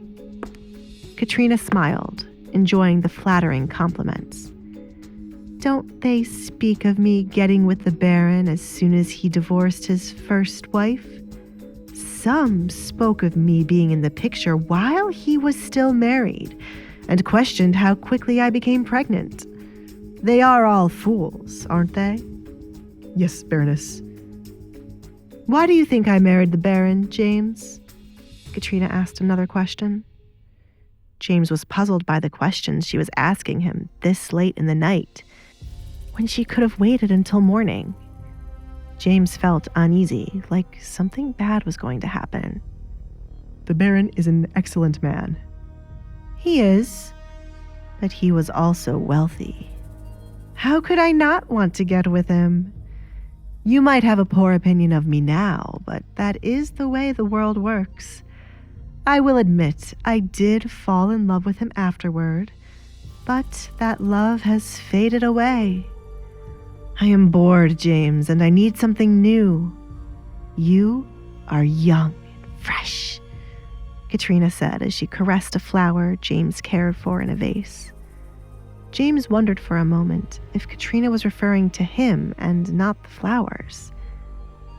He mentally slapped himself for having such a thought when referring to a married woman. They are flowers from the garden. I'm going to have more of them planted around if you have any. His voice trailed off when Katrina started to laugh. Are you really this innocent, James? I have caught your eyes on me many times before. It is good to know I still have my charm. Katrina ran her hand through her hair. I have the beauty to rival the queen. That is why many of the women here are jealous of me, right? James was unable to look at Katrina as he was filled with guilt and embarrassment for being caught staring at her. How could he not stare when she was a beautiful woman? However, he knew his boundaries. Katrina was a married woman and his employer. It is not proper for me to do such a thing. You are married and the Baron is a good man. James took a step back away from her. The situation had gone from 0 to 100 quickly. It was bad enough that a married woman was alone in his room at this time, but now she was offering to have an affair with her. The Baron would have him killed if he were to know of this. I cannot. James refused her again and turned around to leave, but as he did so, he found a maid standing by the door. He had been so caught up in what Katrina was doing that he hadn't noticed anyone arriving or the door still being open. Katrina sighed. Why couldn't you just have accepted the offer, James? You will make things so much more difficult for yourself. You saw the whole thing, right? Yes, Baroness, the maid replied. James looked back and forth between the maid and Katrina. Only now did he remember this was Katrina's personal maid. I rejected you. I saw you try to take advantage of the Baroness while her husband was away, the maid proclaimed as loudly as she could. You? James was in disbelief such a claim could be made when Katrina was the one coming on to him. Baroness, he begged Katrina to clear this up. I am alone and defenseless in my home, with my husband gone and only my daughter here.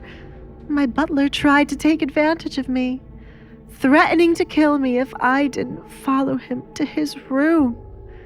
Thank goodness my maid was around and saved me in time before something could happen. Katrina's eyes filled with tears. Baroness, James muttered. Still in disbelief, the woman before him could accuse him of such a thing when she was the one to walk here on her own 2 feet to seduce him. Why would she go to such lengths to have him killed? All because he did not want to sleep with her. Why was he being punished for having enough morals to not sleep with a married woman?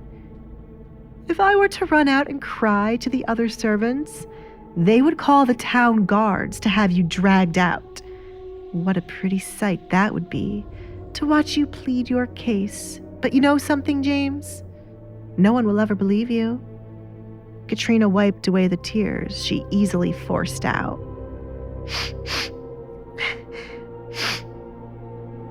You are just a butler.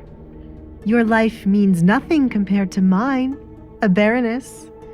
That is why you have to climb up the social ladder like I have, and I will continue to do so with your help.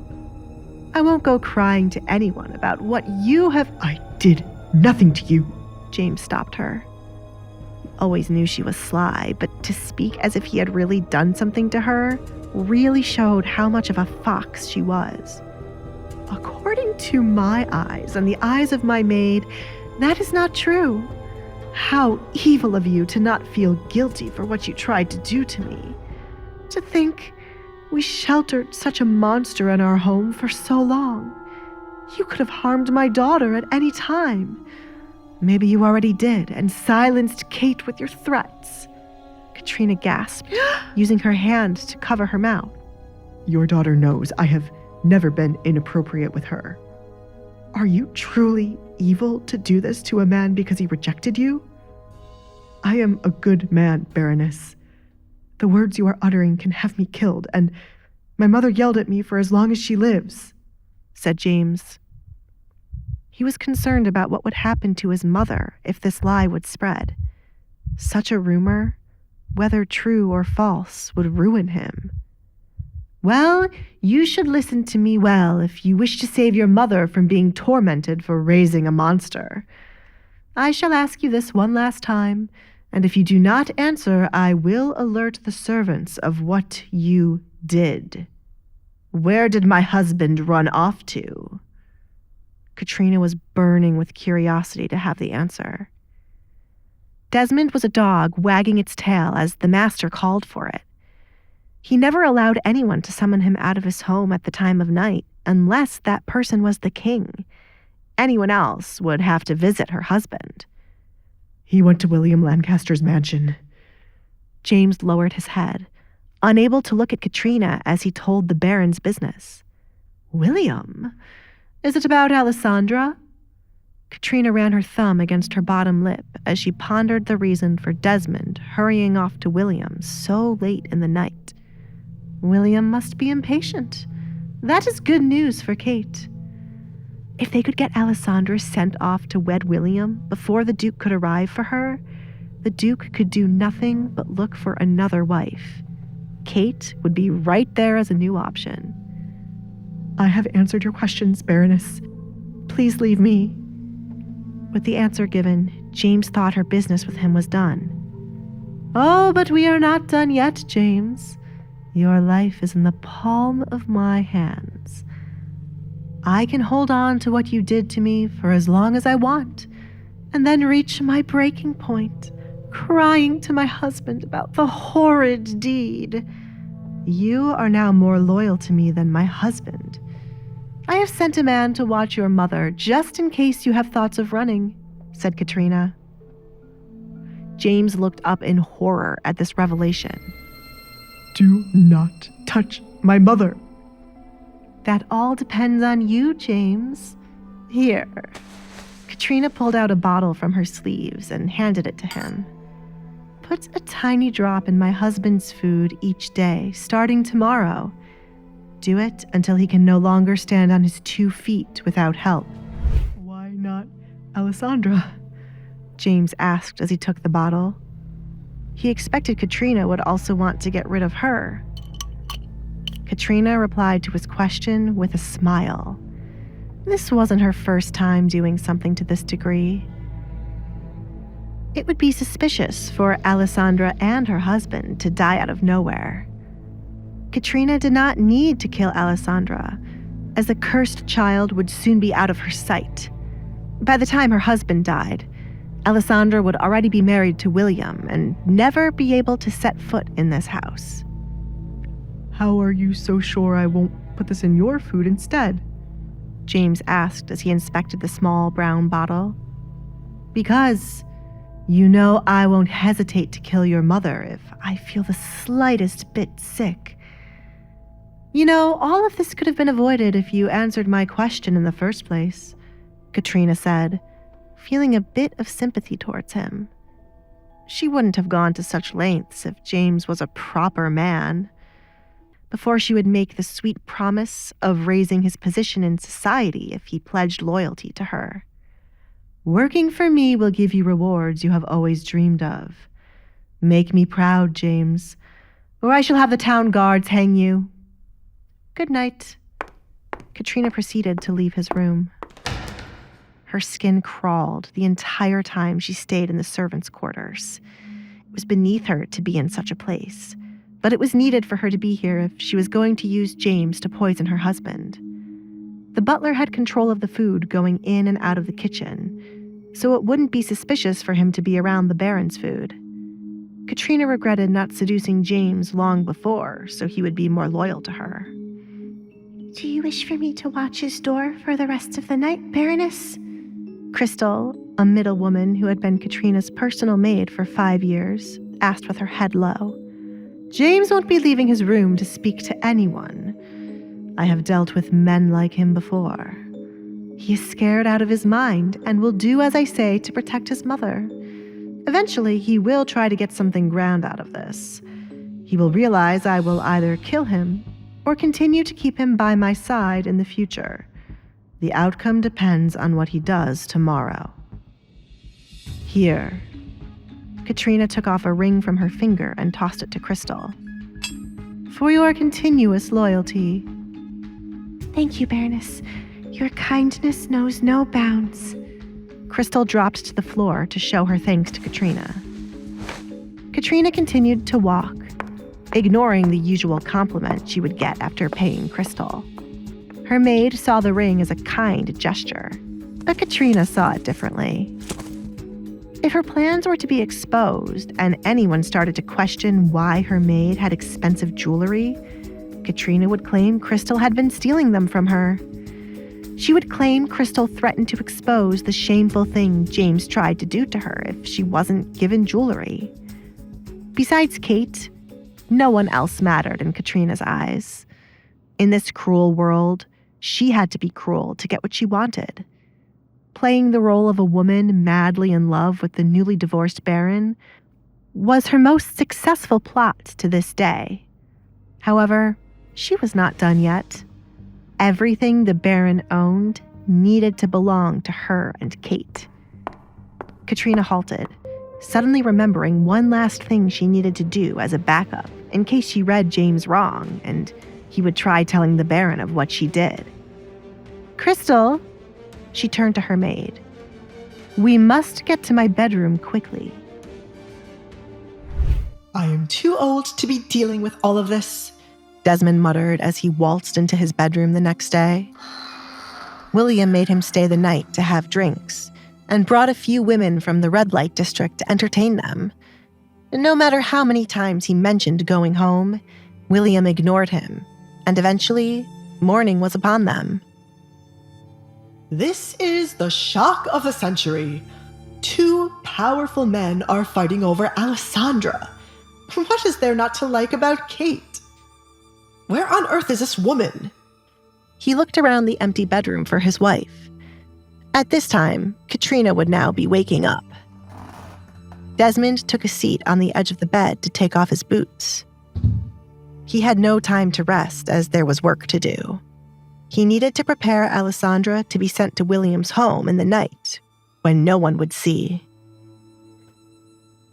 You are late. Katrina glared at her husband when her eyes fell on him as she exited the bathroom. Can it even be counted as late when my husband left in a hurry last night and came back in the morning? Were you with a woman? Katrina, do not be ridiculous. Why would I entertain a woman? Katrina covered her nose as the stench of wine filled the room. The more Desmond spoke. You were drinking. Desmond placed his boots on the side of the bed for a maid to move later. I am allowed to have a drink here and there.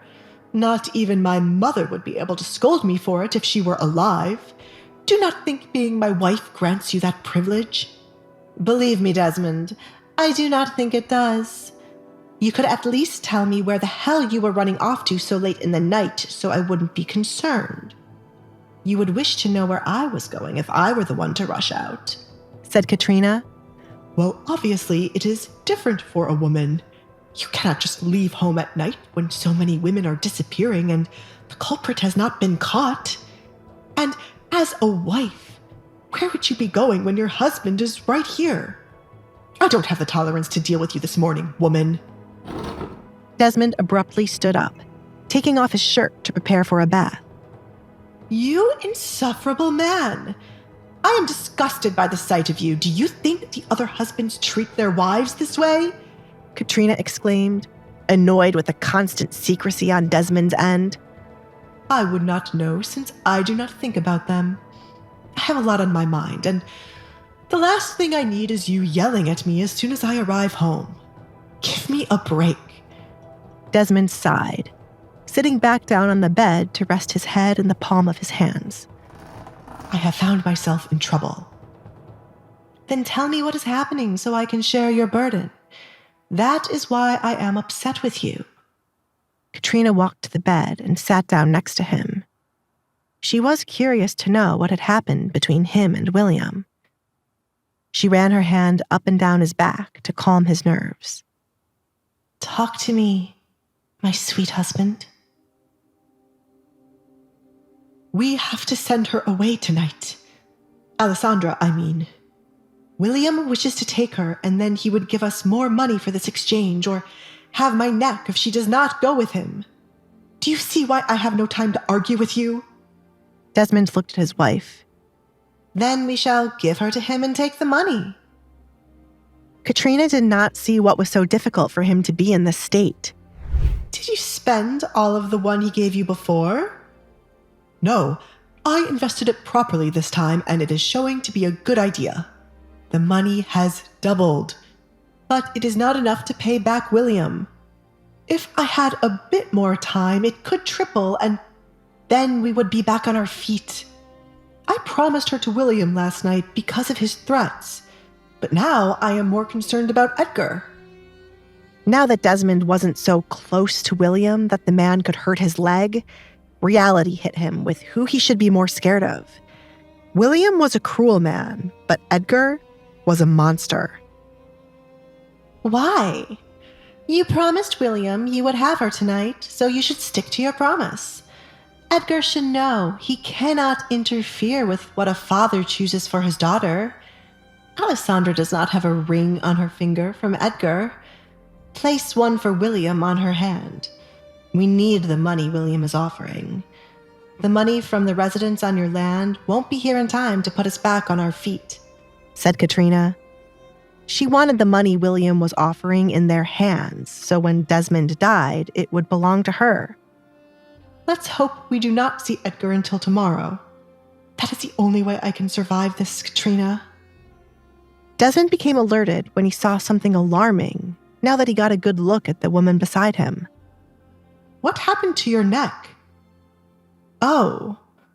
Katrina traced the marks she ordered Crystal to make on her skin last night. They were right above her breast, and thanks to the loose nightdress, it was clear as day for Desmond to see. It is nothing. She pulled up the dress to cover the marks. Nothing? It looks as if someone hurt you. Did someone harm you while I was away? Desmond's blood started to boil. No one was to ever lay a hand on his wife. Who could disrespect him like this? Who did it? Give me a name right away. Was it Alessandra?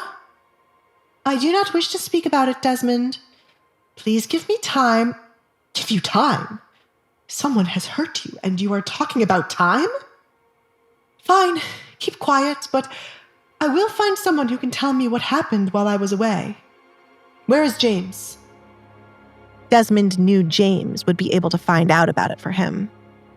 Desmond, you should not get sidetracked like this. You have other things to worry about. Katrina tried to reason with him. I cannot let someone get away with hurting my wife. Then they'll think it is right to do it to Kate. Why are you protecting this person, Katrina? Did they threaten you with something? Desmond, I will tell you about it after we have given William what he wants. We have no time to be going after others when there is someone trying to kill you. I promise I will tell you about it tonight. Please, drop it for now. Katrina held his hands, rubbing the back of them with her thumb to calm him down. On the inside, Katrina was smiling since she got the reaction she was looking for. This would be her evidence if James were to speak of last night. I want the person front and center to be dealt with after Alessandra is gone. I will not let someone get away with harming you, Katrina. Come here. I need to relieve this built-up frustration. Desmond pulled her towards him. After all the years they had been married, Katrina always found their intimacy to be lacking. The pleasure had always been one-sided for her husband. Baroness? A knock on the bedroom door interrupted the moment before it could get anywhere. Katrina couldn't have been more happy to hear Crystal's voice. We have to stop, Desmond. There is a lot I must do today. Alessandra, this is your new maid, Sally Winters. I have come to help you with your morning tasks, Sally said after knocking on the door. Her nerves were the highest they could be, and her hand shook from fear. But as the butler said, this was better than working for Kate or being fired. Alessandra? Did you refer to Kate by her name when you worked as her personal maid? Alessandra questioned right as she opened the door. She was curious to know who was calling her name until she remembered she asked for a maid. Am I not worthy of having a proper title? That's... Sally bowed her head out of shame and to avoid looking at Alessandra's cursed face. Alessandra stepped to the side to give space for Sally. Come inside. She knew it wasn't going to be easy to get anyone to be by her side without thinking of the rumors.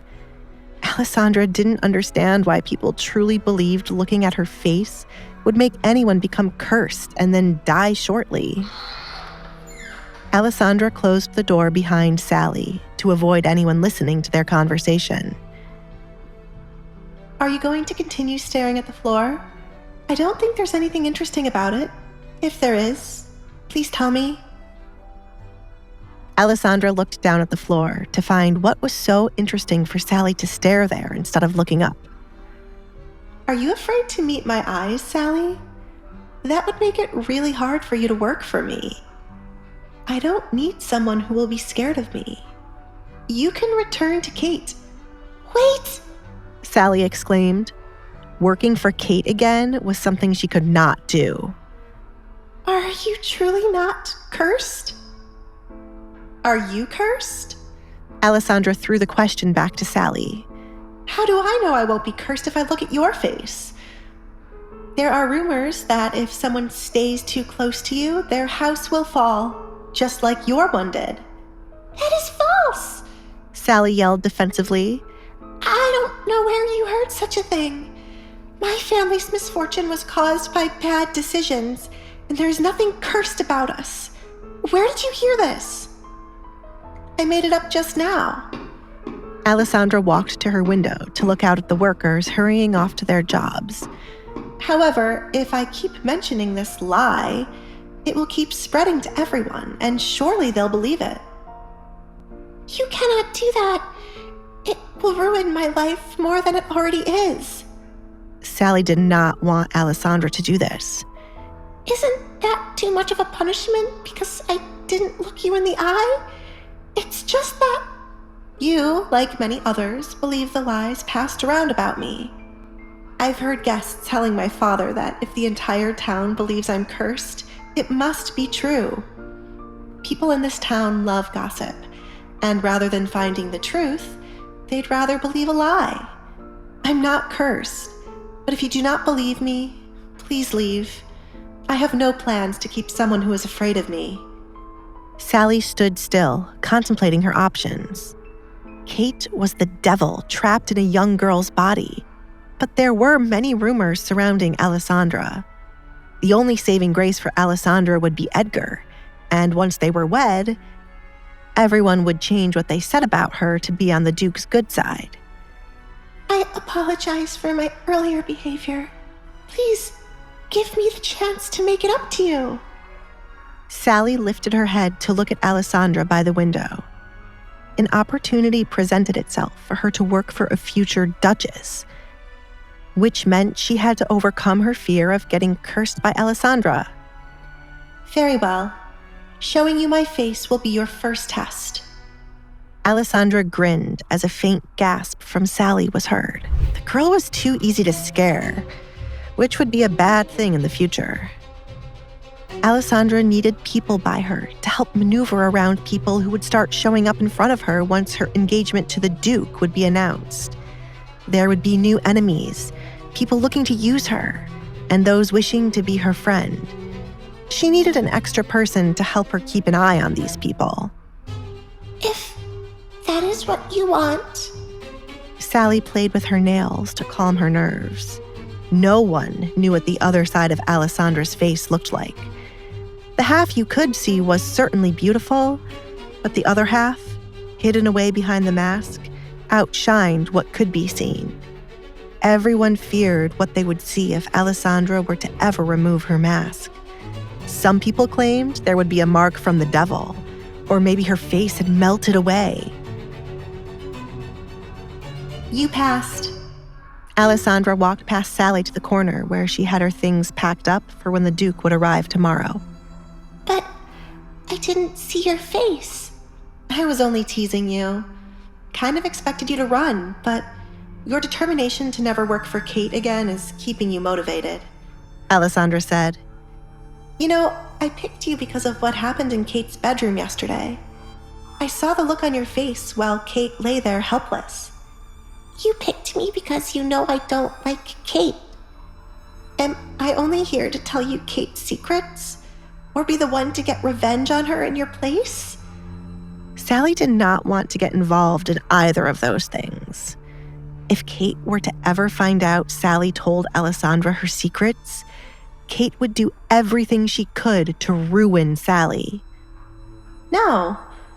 I picked you because I know you wouldn't willingly run back to Kate to tell her everything I'm doing because you fear her. You'll have to avoid her since you witnessed me throwing shit on her. Alessandra knew Kate well enough to know she would be out for blood when it came to Sally. Kate did not like being embarrassed, and all those who witnessed the embarrassment would be on her list. I don't want anyone by my side who will hang around Kate. When I leave here, I want nothing to do with Kate. If I ever find out you secretly met with her, I will not keep you. Alessandra did not want to concern herself with Kate when she was no longer living here. The moment she stepped foot out the door to go live with the Duke, her ties to Kate and Katrina would be severed. It would only be her father she wanted to get back at for abandoning her all these years. I will never go back by her side. I promise. Working under Kate made me feel like an animal.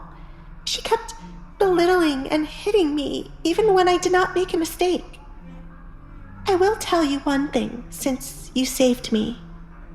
Kate no longer seems worried about you being engaged to the Duke, which is odd considering how much she's obsessed with him, Sally revealed. One moment, Kate had been visibly upset about the engagement, but then she kept smiling as if something good happened. Kate isn't the type to sit by while others take what she thinks belongs to her, and the Baroness gives her daughter whatever she wants. I am always meant to be near Kate, and when she was supposed to dig the grave for your kitten, the Baron and Baroness went to speak with her. Sally figured this information would be useful since this all happened right after the Duke left. Alessandra was glad Sally mentioned this. She found it weird her family had not once come to convince her to turn down the Duke's proposal. Other than their dislike of her roaming the house as she pleased, they all seemed awfully calm. They talked about something while I wasn't around. They must have a plan to break my engagement to the Duke, but I have no idea what it is. Alessandra had an unsettling feeling concerning the last day she would be with her family. It might be a good idea to avoid them for now. Sally, bring enough food and drink to last the both of us through this day.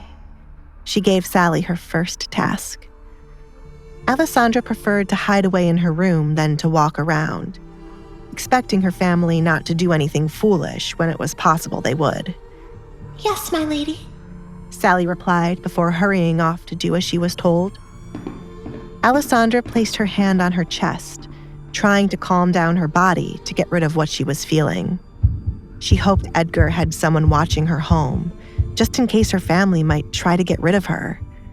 Please let this one day go by smoothly. When Sally returned with the food and drinks, the door would be locked until the Duke arrived. My lady, don't you think it's time we stepped out of the room to stretch your feet? No one has come looking for you. Sally had long grown tired of sitting around in Alessandra's bedroom, doing nothing the entire day. The silence was unbearable. From breakfast to near the time for dinner, Alessandra made the two of them stay locked away in her room. Sally regretted telling Alessandra what she saw. Aren't you bored? She asked. Have you already forgotten I spent many years locked away in my bedroom? I am beyond the point of feeling bored. I told you there are books you can read, or you could paint one of my canvases, Alessandra said whilst laying on her bed with her eyes closed. Your books are not entertaining, and I do not know how to paint, Sally replied. You do not have to be good at painting to do it. You only need a vision, paint, brush, and canvas. Sally smacked her face with her hand, feeling defeated once again. Can I at least get dinner for us? The fruits and pastries I brought are nice, but you need something proper to fill you up. I don't want the Duke to have my head for not properly feeding his fiancée. I am the one who told you to stay put. The Duke cannot get mad at you for it. At least, I don't think he will. My lady? Sally looked at Alessandra in disbelief. The Duke's temper is nothing you can predict when he is upset.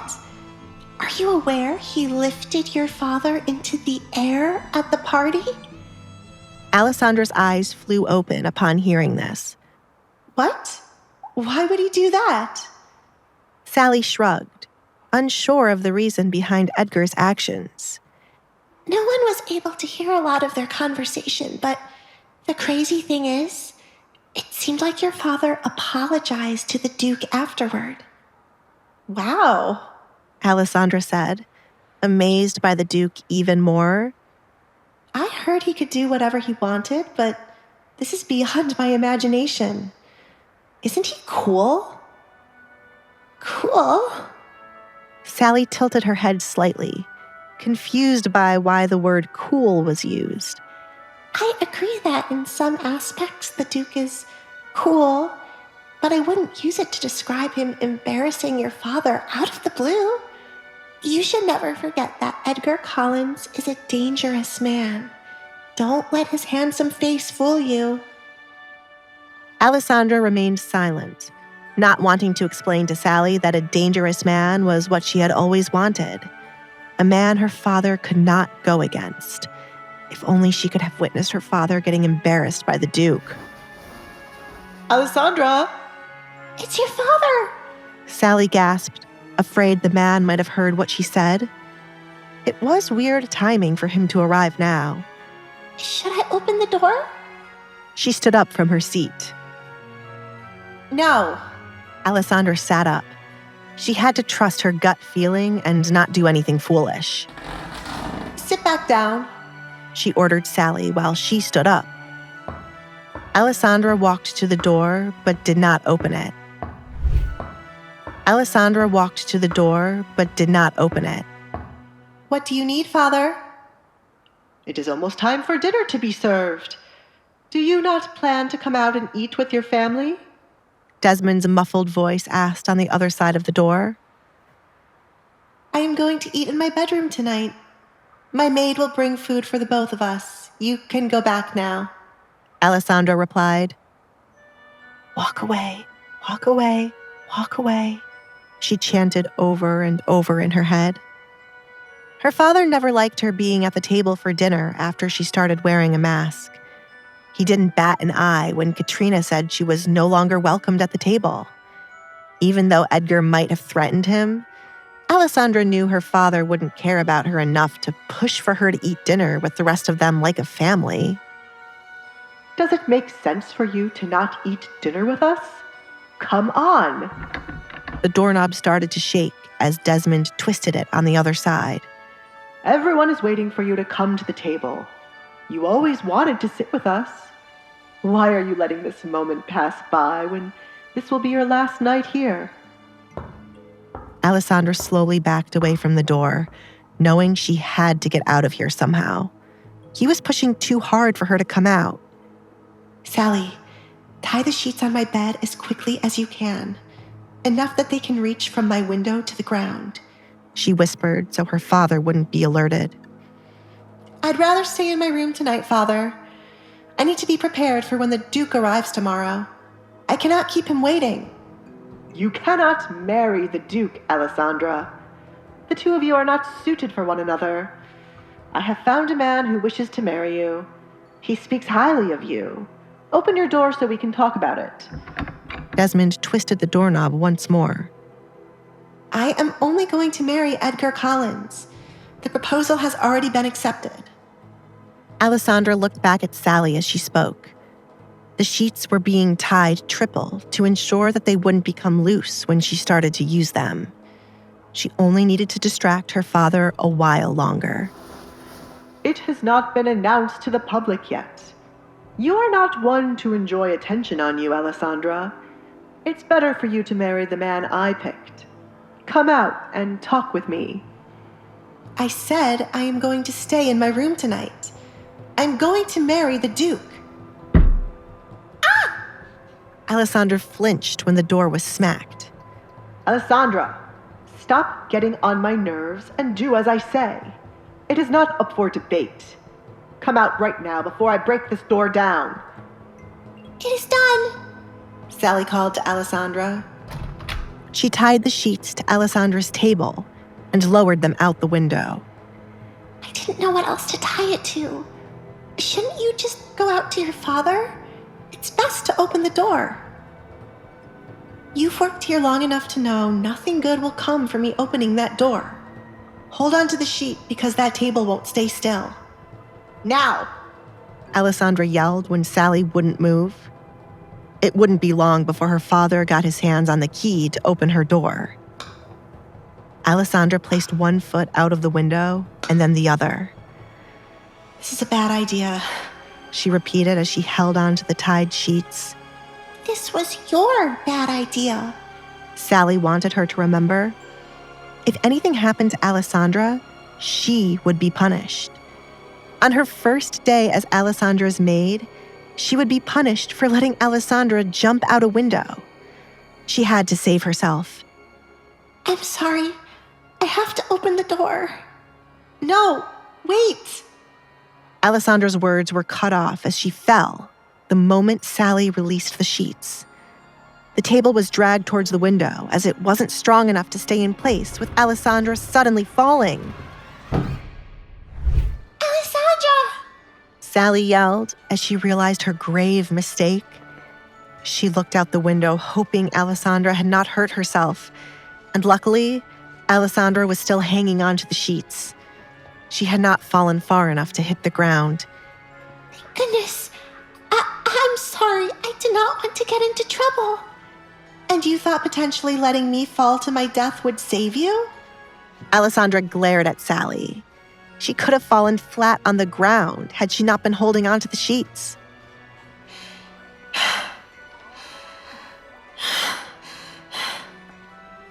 Alessandra took deep breaths to calm down her breathing. It was partially her fault for thinking Sally wouldn't get scared and try to open the door. Alessandra! Desmond exclaimed, entering the room in search of his daughter. Where is she? He yelled at Sally as she was the only one in the room. His eyes followed her nervous gaze down to what looked to be a rope in her hands. Alessandra! He ran to the window, realizing what his daughter had done. Desmond shoved Sally to the side to get a good look out the window. This action caused Sally to release the sheets the moment she was pushed. Alessandra, do not run away from me. James? He turned to the butler, who had been the one to open Alessandra's door with the keys he carried around. Stop her from leaving. Yes, Baron. James left the room in a hurry to search for Alessandra. You useless fool. Desmond raised his hand to slap Sally, but held himself back, since getting Alessandra was more important. Rowan was already here to collect Alessandra, and if she were to escape, Rowan would kill him on sight. I'll deal with you later. He gritted his teeth, leaving to find Alessandra. Meanwhile, Alessandra sat up from the ground after she made the decision to slide down the sheets, not caring if she might fall. Inevitably, she ended up colliding into a branch from the tree right outside her window, injuring her arm as she crashed against it when the sheets began to swing her around as she slid down. As fear took over her body, Alessandra was unaware of the pain in her arm or the pain coming from stepping on fallen twigs and rocks as she was barefoot. Her mask slipped off from her face, but like everything else, Alessandra paid no attention to it. Alessandra began to run towards the gates as it would be her way of escaping her father. Alessandra resembled a ghost running in the night as her dark hair and white dress blew around in the cold air. She never once looked back to see if there was anyone running after her. Alessandra only had her eyes set on the gate. My lady, please stop running. James called out to her from the front door when he spotted her running from the right side of the home towards the gates. Alessandra began to slow down when she stumbled across an unfamiliar carriage blocking her path to go towards the gates. She ran to her right to avoid whoever was in the carriage, since it might be the person her father wanted to marry her off to. Alessandra! Her father's yelling could be heard not too far behind her. Alessandra picked up her pace, but the moment she passed by the other side of the carriage, she laid eyes on a man twirling a dagger around his fingers. He smiled when he looked up and saw her running past him. Where are you going, little one? Master won't be happy if you get away. Rowan began chasing after Alessandra. He knew he should not have trusted the Baron to bring his daughter quietly. Alessandra ran as fast as she could towards the gates. Unfortunately, Rowan was much faster and tackled her to the ground when he became within an arm's reach of her. Get off me! She kicked her legs to get away from him. You're lucky the master does not want to scratch on you. But from the look of your face, he is already too late. Rowan grinned, pinning her down to the ground by holding down her hands. Scream more. It entices me. Get off! Alessandra continued to kick at him as she tried her best to wiggle her hands from out of his grasp. Good, you got her. Desmond hunched over, panting. He was too old to be chasing after anyone. Hurry up and take her. I will send her things to you in one of my carriages. Why did you have to make things difficult for yourself, Alessandra? James, find her mask. My mask? Alessandra stopped struggling when reality hit her. Everyone could see her face. Take me back inside now. I am going to marry the Duke, she yelled, continuing to put up a fight against the man pinning her down. I told you there is another man for you. Do not make me have to hit you, Alessandra. I have refrained from being that kind of man for a long time. When? Alessandra interrupted her father. I saw it with my own eyes when you hit a woman. You did it to my mother.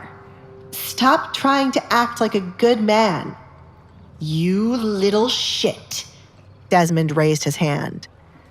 This is a nice family moment, but my master is waiting for her, Rowan said. He roughly pushed Alessandra's hands together, creating bruises on her skin from moving her hands against the small stones on the ground. If you kick me one more time, I shall drive my dagger into your neck. My master doesn't care if you are alive or dead. You are only meant to be added to his collection. Tears formed in Alessandra's eyes, as the stranger's words didn't sound like she was being sent to wed someone. Being added to a collection sounded like something sinister. Rowan smiled, seeing the tears start to fall from her eyes. He always enjoyed the moment his victims realized their fate. He wanted to taunt her some more, to see her shed more tears. But he needed to leave quickly to avoid being seen by anyone else. She had already made too much noise with her screaming. Baron, open the door right now, Rowan ordered Desmond. You were supposed to have her well dressed and prepared to be taken. Is there nothing you can do right? Desmond clenched his fist, tempted to punch Rowan. It was not like he expected Alessandra to be so daring to jump out of her window. How did she even know what was going to happen? I didn't expect her to. His voice died down when the sound of another carriage entering his home was heard. Desmond squinted his eyes, trying to get a look at the flag at the front of the carriage to see who was visiting him so late without any notice. Who the hell? Oh no. His eyes widened when the symbol of a falcon came into view when the carriage stopped. It's Edgar. What am I supposed to do? He looked to Rowan for help. Why are you looking at me for answers? Rowan asked while releasing Alessandra. He was not here to create any problems with the Duke. You are her father. You get the final say in who she marries. Do it quickly. That is easier said than done. Desmond was on the verge of shitting himself. Edgar was not meant to come for Alessandra until tomorrow morning, so why was he here now? Had he been watching their house this entire time? Desmond gulped, watching the carriage door slowly open and Edgar step outside. Edgar's eyes were fixated on Alessandra. Duke Edgar, what brings you here at this time? Edgar ignored Desmond for now. He approached Alessandra, stooping down to check her condition. Her hands covered her face, probably to hide it from him. There were scratches along her arm. Her dress was dirty, and she was not even wearing shoes. Come with me, Alessandra. He gently placed his hands under her thighs and back to lift her up. Desmond took a step back, pointing at Edgar to stop him. Where do you think you're taking her? She is to marry someone else. Edgar took Alessandra back to his carriage, carefully placing her in the seat in case she had injuries he could not see. How are you here? Alessandra questioned. She found his timing to be weird. How did he know she was desperately wishing for him to arrive? You rejected the first ring I brought to you. There is a skilled man in your neighborhood I had making the new one. I was on my way back from collecting it when I saw the commotion in front of your home. Good girl. Edgar ran his hand through a strand of her hair to remove pieces of grass. It seemed like she was running towards the gates to escape. Had she not done this, when he was passing by, Edgar would not have seen anything odd and kept going home. Edgar took off his coat and placed it over Alessandra's head to help hide her face. Once he did this, she pulled the sides of the coat to hide her face and looked away from him. Edgar reached for his sword, sitting on the other side of the carriage while she was not looking at him. Do you care for your father, Alessandra? He asked, unsheathing his sword as he awaited her answer. It sounded like an innocent question, but Alessandra knew what he was implying. If she said no, then her father would not live another day. If you harm my father, the town guards will question you. You are to be my wife, Alessandra. No one, not even the king himself, could disrespect you and get away with it while I am still alive. Tell me your answer. Do you care for him? Edgar gripped his sword tighter, ready to kill both men for what they had done to her. I do not, Alessandra replied. Alessandra's denial hung heavy in the air, a desperate gamble played against a man who held her father's life in the balance.